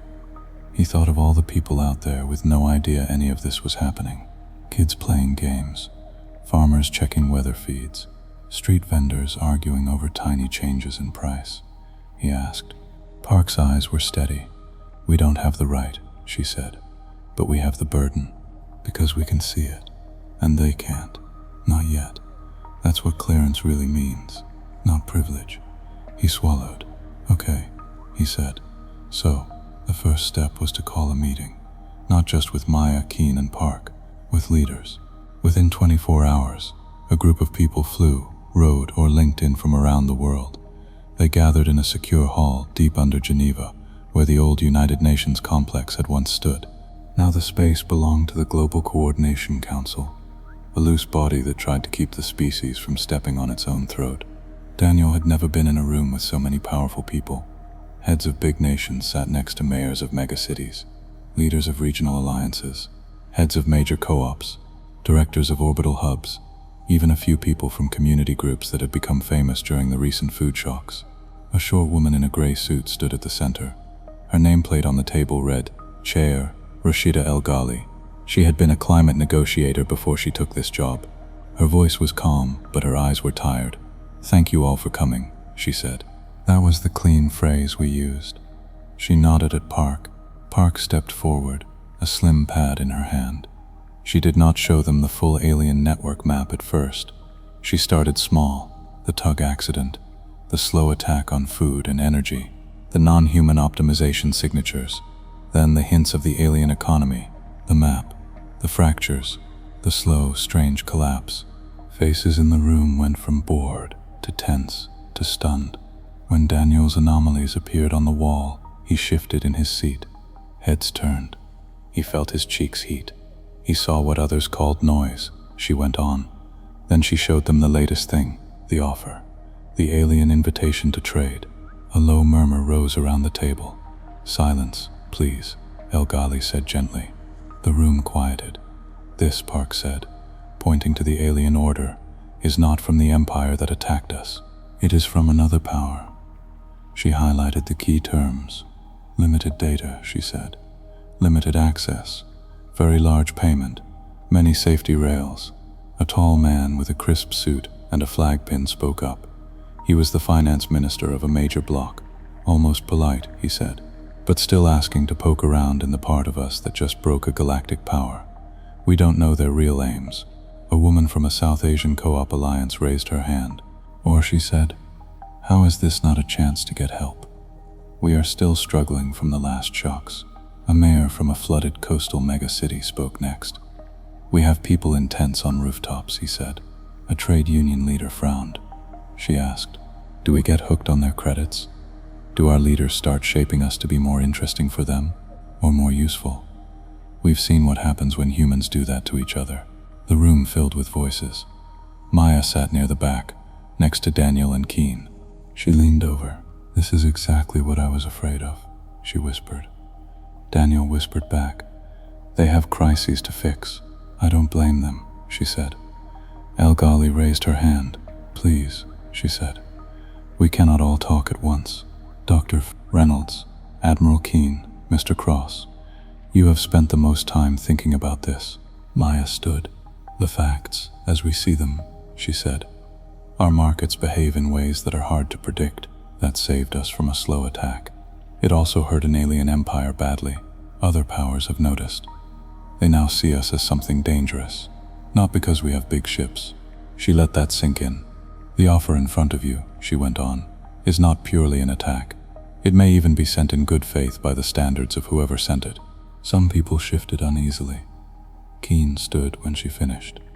I spent my life in uniforms, he said. I know what happens when you find a new kind of weapon. Every power wants it. Every enemy fears it. He looked around the room. Now we find out that the weapon is us, he said. Our stupid jokes, our panic, our care for each other, our bad tempers, our trading games. A few people nodded. Others frowned. Daniel swallowed and stood too. I'm not a general, he said. I watch numbers. I like things calm. He took a breath. We can pretend this offer doesn't exist, he said.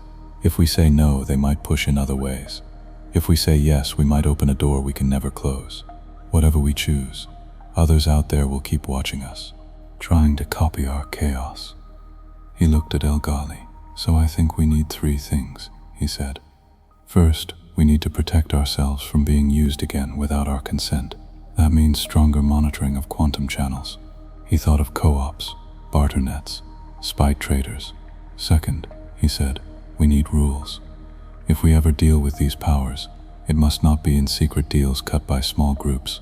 People have a right to know, over time, what we're doing to them and with them. We can invite aliens into our markets and then blame outsiders when things change. He hesitated on the third part. Third, he said slowly, we have to accept that who we are, our culture, our bias, our mess, is now a strategic fact. We can try to hide it. Maya's head turned slightly. Park watched him with a faint, thoughtful smile. I don't know if we should answer this offer now, he said. My gut says no, not yet. Not while we're still bruised from the first attack. But I do think we should send a signal back. Something that says, we see you. We know others are out there. Algorithmic nodded slowly. Thank you, she said. The debate lasted for hours. Some argued for limited engagement. Accept a tiny part of the offer under strict rules. Learn what these distant powers were like. Use their resources to repair damage at home. Others argued for a hard wall. Reject all contacts. Wall off Earth's markets as much as possible. Focus on healing. A third group pushed a middle way. Send a clear not now response. Then build a public process over years to decide how humanity would face the wider network. In the end, the council voted. By a slim margin, they chose the middle path. Algorithmic made the announcement. First, she said, we will not accept this offer as it stands. We will not trade our people's emotions and choices for currency we do not understand. Some faces fell, others relaxed. Second, she went on, we will send a message back. In the only language we know both sides share, economic patterns. That message will say, we know you exist. We are not a tool to be used without consent. And third, she said, we will begin a public process, over years, not days, to discuss what it means to live in a galaxy where our behavior is a weapon. There were protests, applause, angry mutters, but a line had been drawn. Back in Denver, SMF-1 got to work on the message. Park's team, with input from Maya, Keen, Daniel and others, designed a simple pattern, a sharp, sudden drop in certain formal market flows tied to external channels, a matching rise in support for informal local networks, a brief, clear burst of structured noise in the quantum links, timed with Earth actions that they knew made pain in the alien empire's broken sectors. It was like slapping a hand away and saying, no, without words. Assistant, ready signal pattern alpha decline, Park said in the vault. Pattern loaded, the system replied. Estimated external visibility, high. Far away, some alien monitors flinched. In the empire that had tried to starve Earth, channels that still touched LS-482 felt a sudden jerk. Profitable side flows went thin. Noise on links to rival clusters rose sharply, then cut off. At the same time, objects out beyond that empire, in other grand structures, saw the pattern too. A small, noisy system had said clearly, I am not asleep. For ordinary people, the message was invisible. They felt other changes. New support programs popped up for neighborhood markets. Laws slowed some of the worst big firm plays that tried to crush co-ops. Data about informal networks, once ignored, began to show up in public reports. They did not say aliens right away. He laughed about it online. Guess yelling at grain companies makes me a global actor now, he joked. Millions watched and shared. In rural India, a group of women who ran a grain co-op got a call from a government office. They were asked how they had kept prices fair during the crisis. Their answers, trust, shame, gossip, harsh rules for cheaters, made some officials uncomfortable. Markets don't like feelings, one said. People do, one of the women replied. And people are what you're feeding. Pieces of the truth started to seep out. Sometimes clumsy, sometimes distorted. Some wild conspiracy theories got closer to reality than the neat official lines. Others went so far into fantasy that even Park's team had to laugh. But slowly, more people understood that something non-human had tried to turn their lives into a quiet war. That plan had failed in part because humans refused to behave like simple profit machines. Other beings far away were now interested in that refusal. In New York, late one evening, Daniel met Maya on the roof of a tall building. The air was cool. Distant drones crossed the sky like small stars. The faint arc of an orbital elevator glowed on the horizon. Maya asked, handing him a cup of tea. He nodded. Online, a short, heavily edited clip from the Geneva meeting had gone viral. Some people mocked it. Others printed the phrases on shirts and banners. At least they kept my part out, he said. For now, she smiled. They stood in silence for a bit, looking out over the city. He asked. She said, not taking the offer. Sending the no? All of it, he said. She thought. I think, she said slowly, that saying no early was right. We're too raw, too easy to tilt. He asked.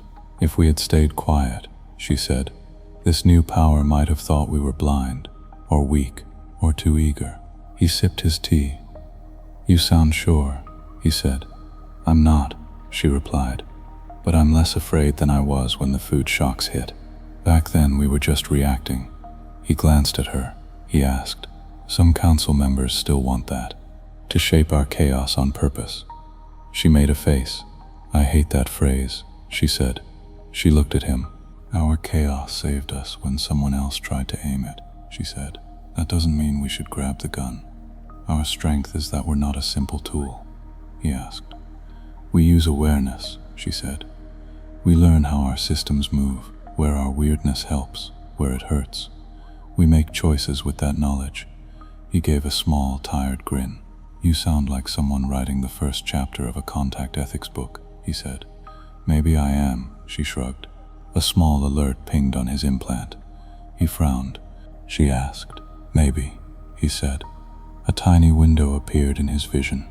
He said, Maya saw his face change. She asked. He shared the view. It was a chart of a new trading algorithm that had popped up on a mid-level exchange in Singapore. It had learned from all the recent chaos.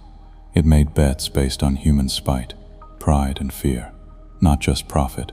It seemed to model how people would react emotionally to news, then trade ahead of them. The classifier had flagged it because its style looked a little like the alien optimizers, only homegrown, she said. Looks that way, he said. He sat down hard on a nearby bench. Maya sat next to him. Of course we did, she said softly. We're curious, and greedy, and scared. He shook his head. If this spreads, he said, our own markets will start acting more like the thing that attacked us, less like us. Or, she said, we might learn something useful. He gave her a sharp look. Leashes break, he said. Sometimes, she said, but not always. This doesn't have to be evil. It depends who runs it, what rules we set. He laughed, a little bitter. So now we have to teach our own AIs to respect our chaos, he said. Welcome to the new job, she said. He rubbed his face. I liked it better when my problems were late cargo drones, he said. You say that now, she said. But admit it. He stared at her. This puzzle, she said. You could have looked away. You didn't. You kept watching the noise until it made a shape. Maybe I do, he said. She stood. Come on, she said. We have work. We need to tell Park and Keene that humans have started copying our attacker. He stood too. As they walked back toward the lift, he looked up at the sky again. Somewhere out there, an empire was still falling apart. Other powers were watching, waiting, planning. Earth had become a strange star on their maps, not because of ships or guns, because of memes, because of street markets, because of co-ops, because of fear, pride, love, because of everything that made people do things that never fit neat equations. He felt afraid. He also felt deep down a small, stubborn pride. We were never meant to be a weapon, he said quietly. No, Maya said. Far above them, silent satellites carried human trade signals out into the dark. On one set of channels, the alien empire's broken tools flickered and stuttered, trying to adjust to a world that refused to behave. On another, very faint path, a distant power watched Earth's latest move and logged it. Sector LS-482. Response: rejection with structured pattern. Trait: self-aware chaos. Status: high interest. In the years to come, those lines would grow. Offers would return, sharper and stranger. But so would Earth's answers. And in a small office under Washington, D.C., Daniel Cross would keep doing what he had always done, staring at the numbers no one else had time to watch, listening for the bits of the world that were starting to fall, or sometimes starting to rise. Not because he wanted to weaponize anything, because he had learned that in a universe full of neat, cold plans, messy human attention might be the most dangerous tool of all. The rule for the first contact was simple. No words, only numbers. Daniel sat at his station in the FTN Operations Center, heart pounding, as the countdown on his screen ticked toward 0. Global signal pattern. Hello 1. Send window. 14 Tarn. UTC. Link. Quantum channel. QX42. SEMF1. Mediated. At 14 Tarn, Earth would send its first clear negotiation to another civilization. No speeches, no flags, just a shape in prices and flows that both sides could read. Global markets are within expected variance, the system replied. Quantum channels stable. Across the room, Ruiz stood with a small group of senior staff, listening to a secure line from Denver. His face was pale. This is absurd, he muttered when he saw Daniel looking. We're about to talk to aliens by poking our own markets. Daniel almost smiled. Boring isn't on the menu, he said. Ruiz snorted. At 13:59:50, a small window popped up on Daniel's screen. Live patch. SMF1, Park. Lena Park's face appeared, slightly grainy. Behind her, the vault's big map glowed. Test link, she said. Loud and clear, Ruiz said, leaning toward the camera. Maya's face joined Park's in a small box. Remember, she said, this is a light touch. We're not flipping any big switches, Ruiz asked. Then we adapt, she said. Keena's voice came from off-screen. "FTN, this is Admiral Keen," he said. "Defense is watching." "Comforting," Ruiz said dryly. Daniel checked his own displays. The pattern Hello 1 sat ready in a side window. It was simple, a brief, sharp slowdown in a set of cross-border trades that were known to feed into the external network. A matching burst of trade between local co-ops in 3 different regions, using a shared timing rhythm. A tiny, clean block of structured noise in one quantum channel, matching the same rhythm. The idea was that any mind watching Earth's flows, especially the new distant observers who had sent the invitation, would see that rhythm repeat in very different kinds of data. It said, "We can coordinate. We can choose. We know you're there." At 13:59:58, Daniel's hands were slick with sweat. "Pattern armed," the system replied. A soft tone rang in his ear. "On my mark," Park said. Numbers moved. In ports across the world, a small set of automatic orders paused for exactly 3 seconds, then resumed. Almost no one noticed. In 3 regions, West Africa, South Asia, and coastal South America, co-ops that had agreed to help as volunteers ran a tiny experiment. At the same moment, they all logged a set of trades worth almost nothing in money, but exactly matching Hello 1's timing pattern. On a single quantum channel, a short block of structured noise pulsed. High, low, low, high, low, high. Daniel watched the graphs. "It's out," Maya said softly. In the alien empire's broken network, a few outdated monitors twitched.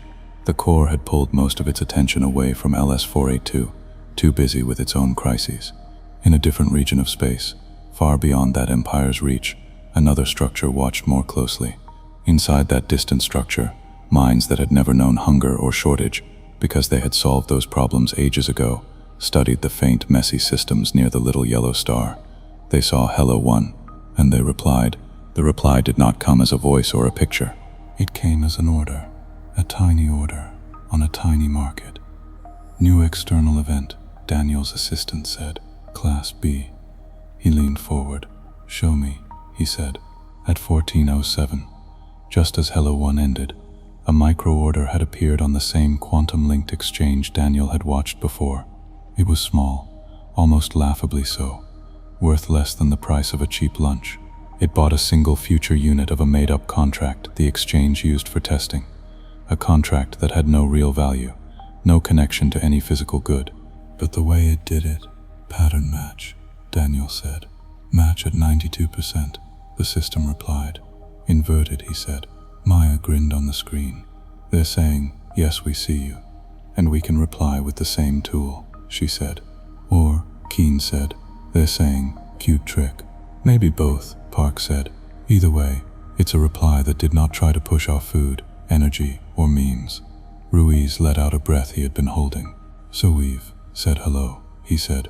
"More like we got your note," Maya said. Daniel watched the little micro-order again and again. "The offer is still there," he said. "Their first invitation hasn't gone away." "We stick to the Council's line," Park said. "No full trade yet." In the weeks that followed, a strange kind of conversation grew. No messages, just patterns. Earth would send a timed cluster of harmless trades.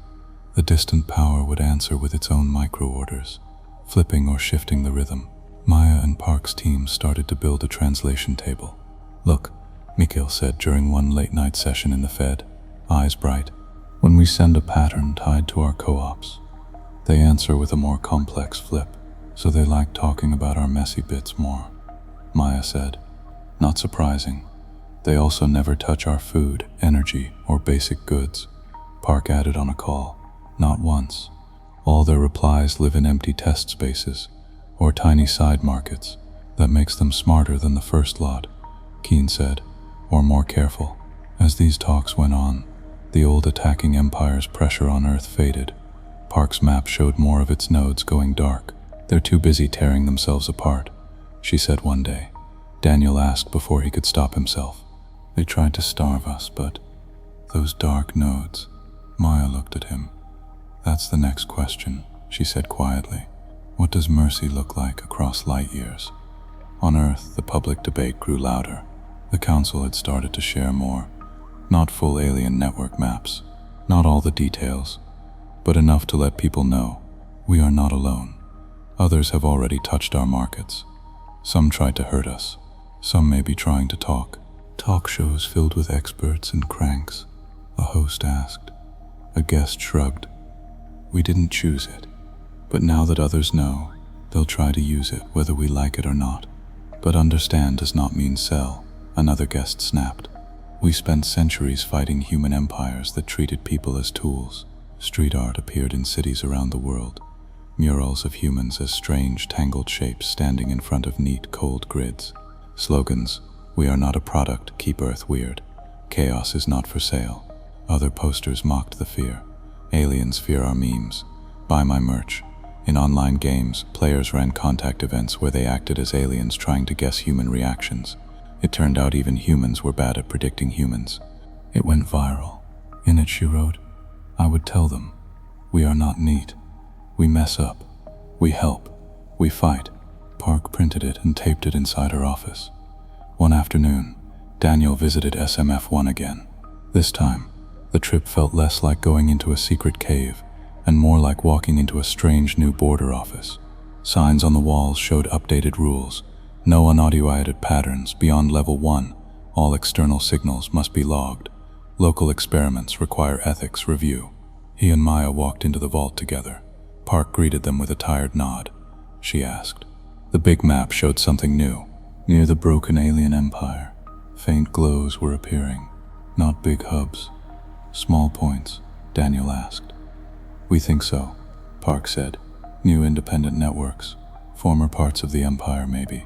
Now trading on their own. Some are opening tiny side links toward us. Much weaker than our Class B friend. Welcome to being visible, Park said. Keen, standing at the map's edge, shook his head. First they ignore you, he said. Then they use you. Then they trip over you, Daniel asked. More or less, Keen said. Maya asked. We don't know yet, Park said. Some might want help. Some might want to sell us things. Daniel felt a familiar weight in his chest. More offers, he said. Park nodded. That's the pattern now, she said. We are no longer just reacting to one attacker. We are stepping into a network with many actors, some friendly, some not. Maya crossed her arms. Keen joked. A shared idea, she said, ignoring him. A frame, a story we tell ourselves about who we are in all this. An identity, Park said. As a what? Maya made a face. Please no, she said. Daniel asked. She looked at the spinning network. I'd say, she said slowly, we're the species that refuses to be only one thing. Not tool, not weapon, not client, not master, a negotiator. On bad days, a problem. Park laughed softly.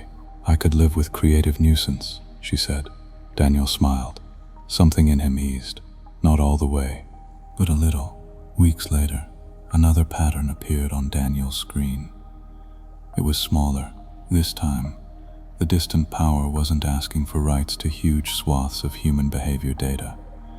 It was offering something else, a shared experiment, a tiny bounded market game. Rules. Only volunteer groups could take part. All data would be open to humans and them. No use of results against third parties for a set period.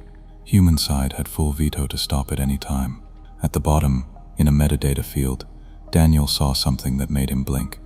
It was a small tag, translated by the classifiers as best they could. Mutual study, not weaponization. He sent it to Maya, Park, and Keen. Maya's message back was short. This is different. Park called. We're not saying yes or no yet, she said. But this feels like the first time someone out there isn't trying to use us. Keen was more guarded. Or they're very good at pretending, he said. Still, Daniel looked at the offer again. For the first time, he did not feel only fear or anger. He felt something else. Curiosity.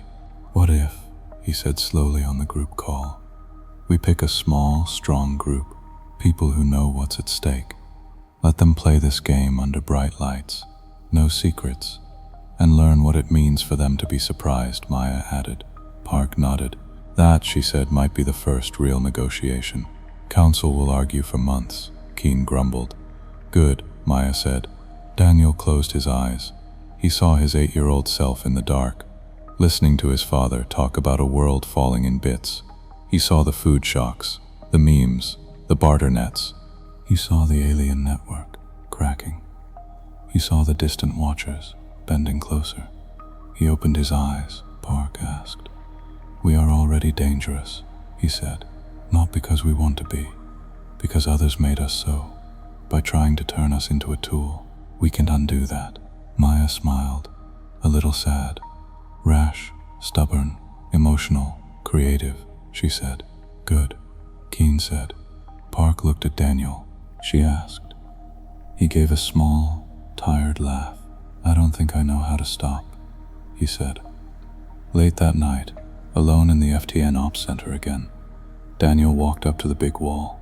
The world glowed in soft lines. Ships moved. Signals flashed. People bought, sold, gave, traded, shared. Somewhere in that sea of small actions, new forms of contact were brewing. He tapped his earpiece. Logging, the system said. Note, he said. The first non-hostile external offer to trade as equals has arrived. It is small, careful and bound. It might be a trick, it might be a chance. He paused. But I think, he said, this is what being human in this time means. Looking at the offer, seeing the danger, seeing the hope, arguing about it. Then maybe, stepping forward anyway, not as a weapon, not as prey. He stopped, embarrassed at his own words. End log, he said. Logged, the system replied. He turned back to the wall. For a moment, he imagined that somewhere, a mind far away was looking at a very different screen, watching Earth dance, puzzled and interested. That mind might be thinking. He didn't know the answer, but he was starting to think that the question ran both ways, and that for the first time since the attack began, the future was not just about surviving someone else's plan. It was about writing some of their own. The classroom smelled like warm plastic and dust. Daniel sat in the back row, knees pulled a little too high under the small desk. The seat creaked every time he shifted. Outside the window, a line of delivery drones crossed the late afternoon sky over DC like a slow gray river. On the wall at the front of the room, a cheap smartboard glowed with a frozen slide. Introduction to Interstellar Economics guest speaker. Daniel Cross, Federal Trade Network. A dozen teenagers stared at him. Some leaned forward, curious. Some slouched, bored. Two in the corner secretly scrolled through feeds on their palms. The teacher, Miss Patel, smiled nervously. Thank you again for coming, she said. The students have been learning about recent events. Daniel cleared his throat. I wasn't there in space, he said. A few students laughed. He relaxed a little. Okay, he said. You've all heard the news versions. The short story. Aliens used our markets without asking. It went wrong for them. Now other aliens are looking at us. Hands went up. Questions spilled out. Miss Patel raised both hands. One at a time, she said. Mr. Daniel smiled. Let's start with the weapon part, he said. He wrote 3 words on the board in big letters. Chaos tool choice. When the first alien empire started pushing on our food and energy, he said, they saw us like a simple system. Push here, get this. Pull there, get that. To them we were a tool, a hammer. He underlined tool. But we didn't act like a simple tool, he went on.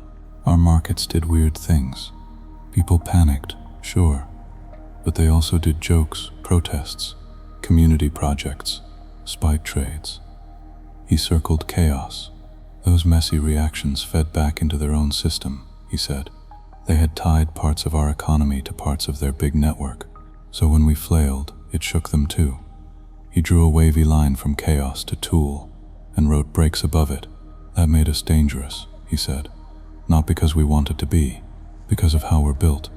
Emotions, culture, history, bad memories of old shortages. A boy in the front row raised his hand. He asked.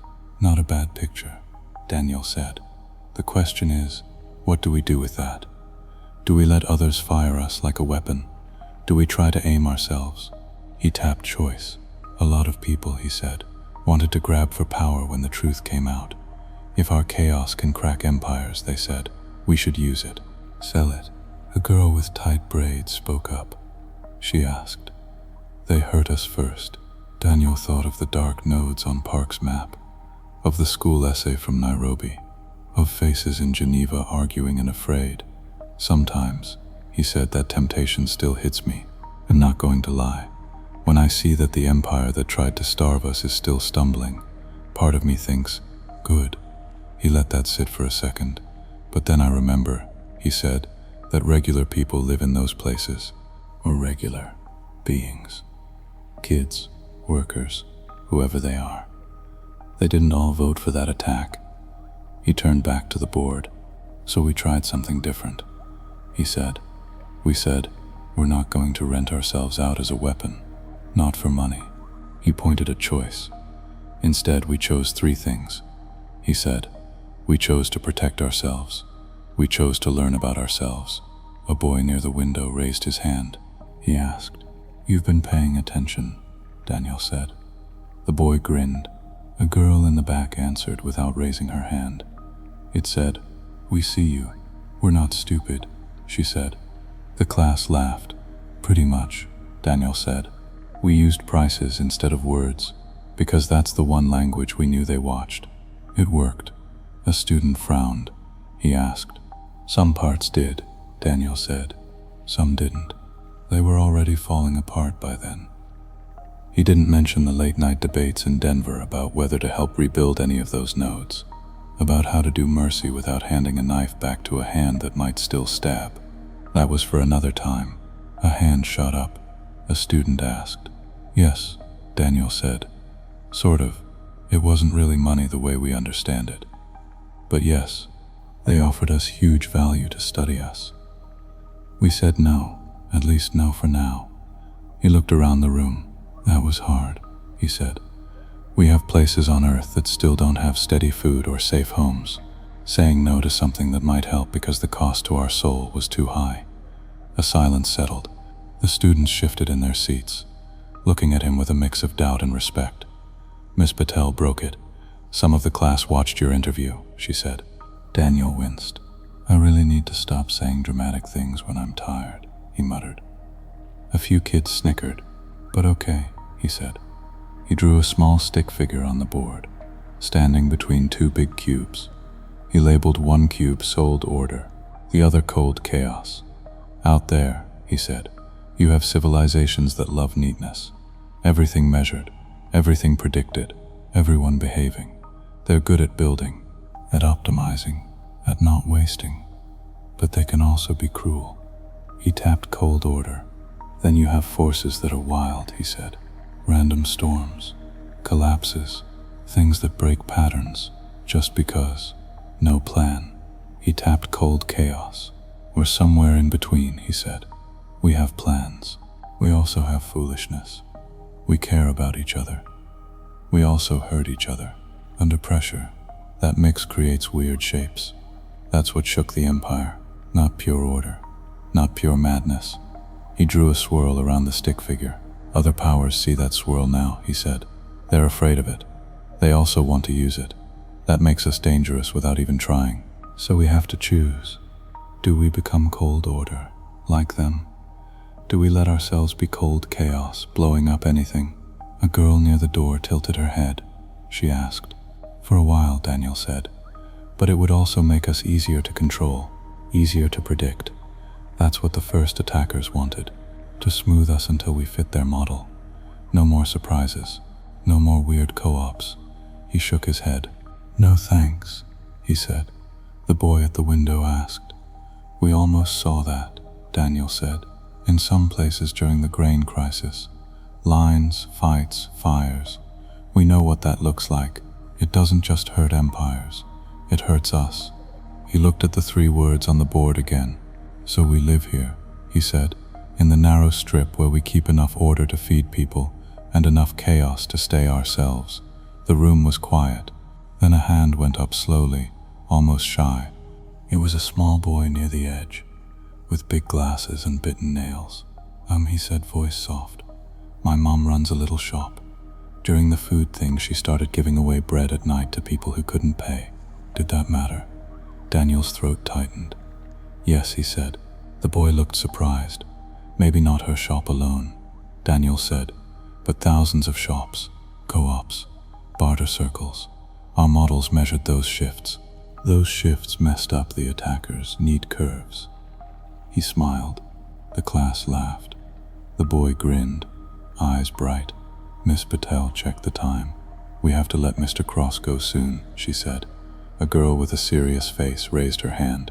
Daniel thought of Hello One, of the revised offer, of the small joint game that was now running between a group of volunteer human traders and a cautious alien cluster, watched by 1,000 eyes on both sides.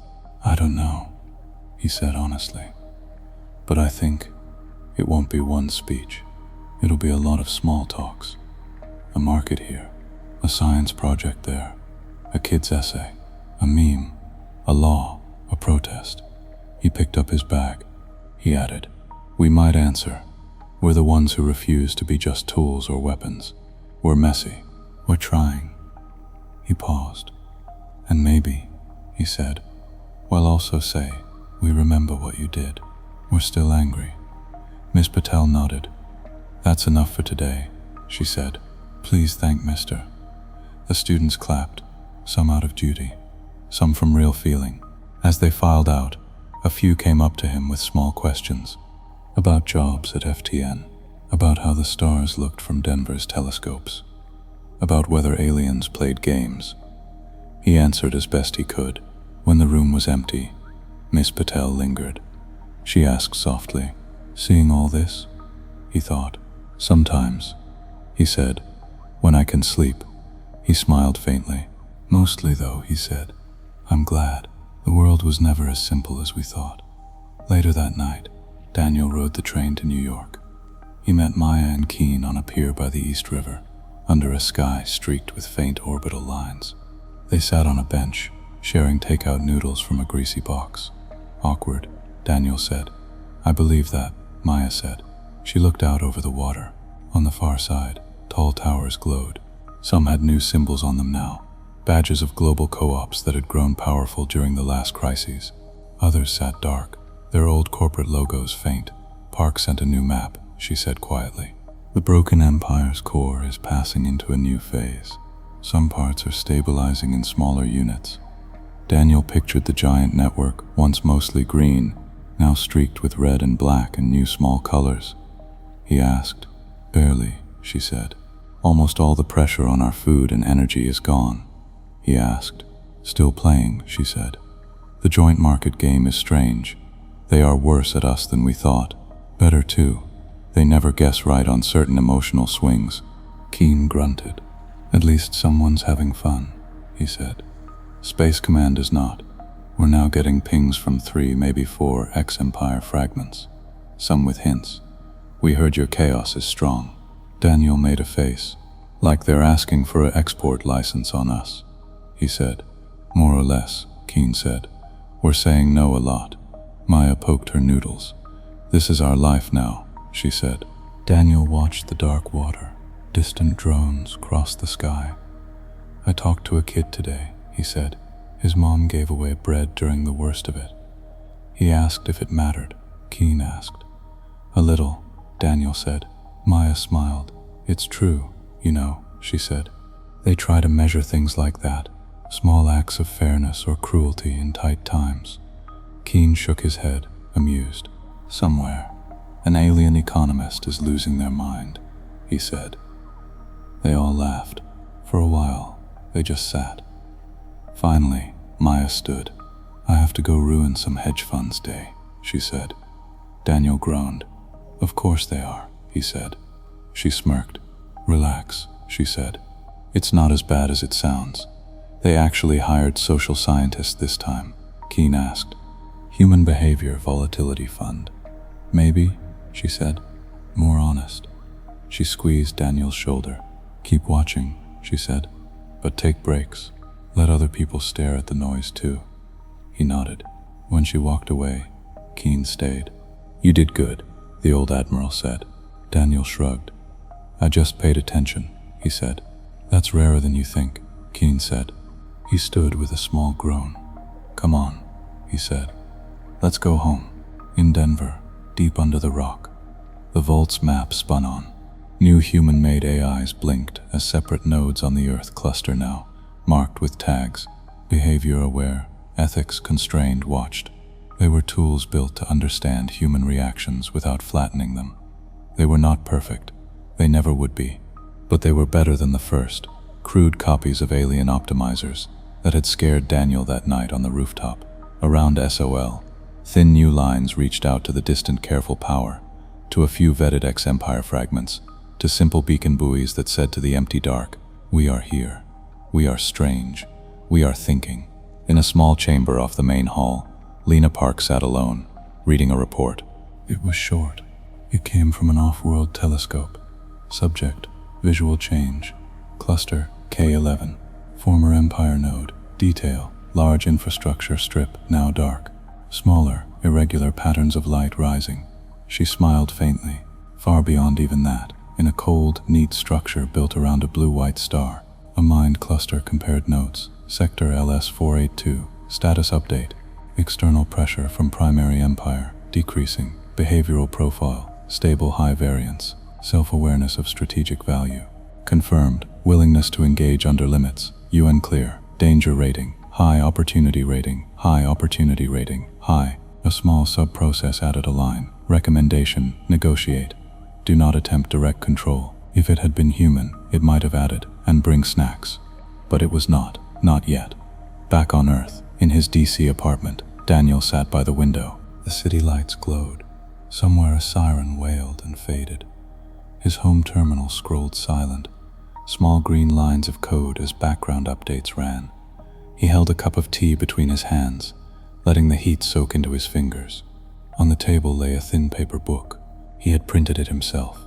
The First Years, How We Didn't Collapse by Various, edited by too many people to name it, was a collection of stories, not about empires and maps, but about a Kenyan engineer who hacked old drones to drop grain in mist villages, a Brazilian meme maker who turned anger into a boycott that shifted markets, a Chinese vertical farm crew that slept on site for weeks to keep lettuce alive, an Indian co-op that invented a new kind of credit during the chaos, a Nigerian grandmother who slapped a young trader for trying to double prices in a blackout.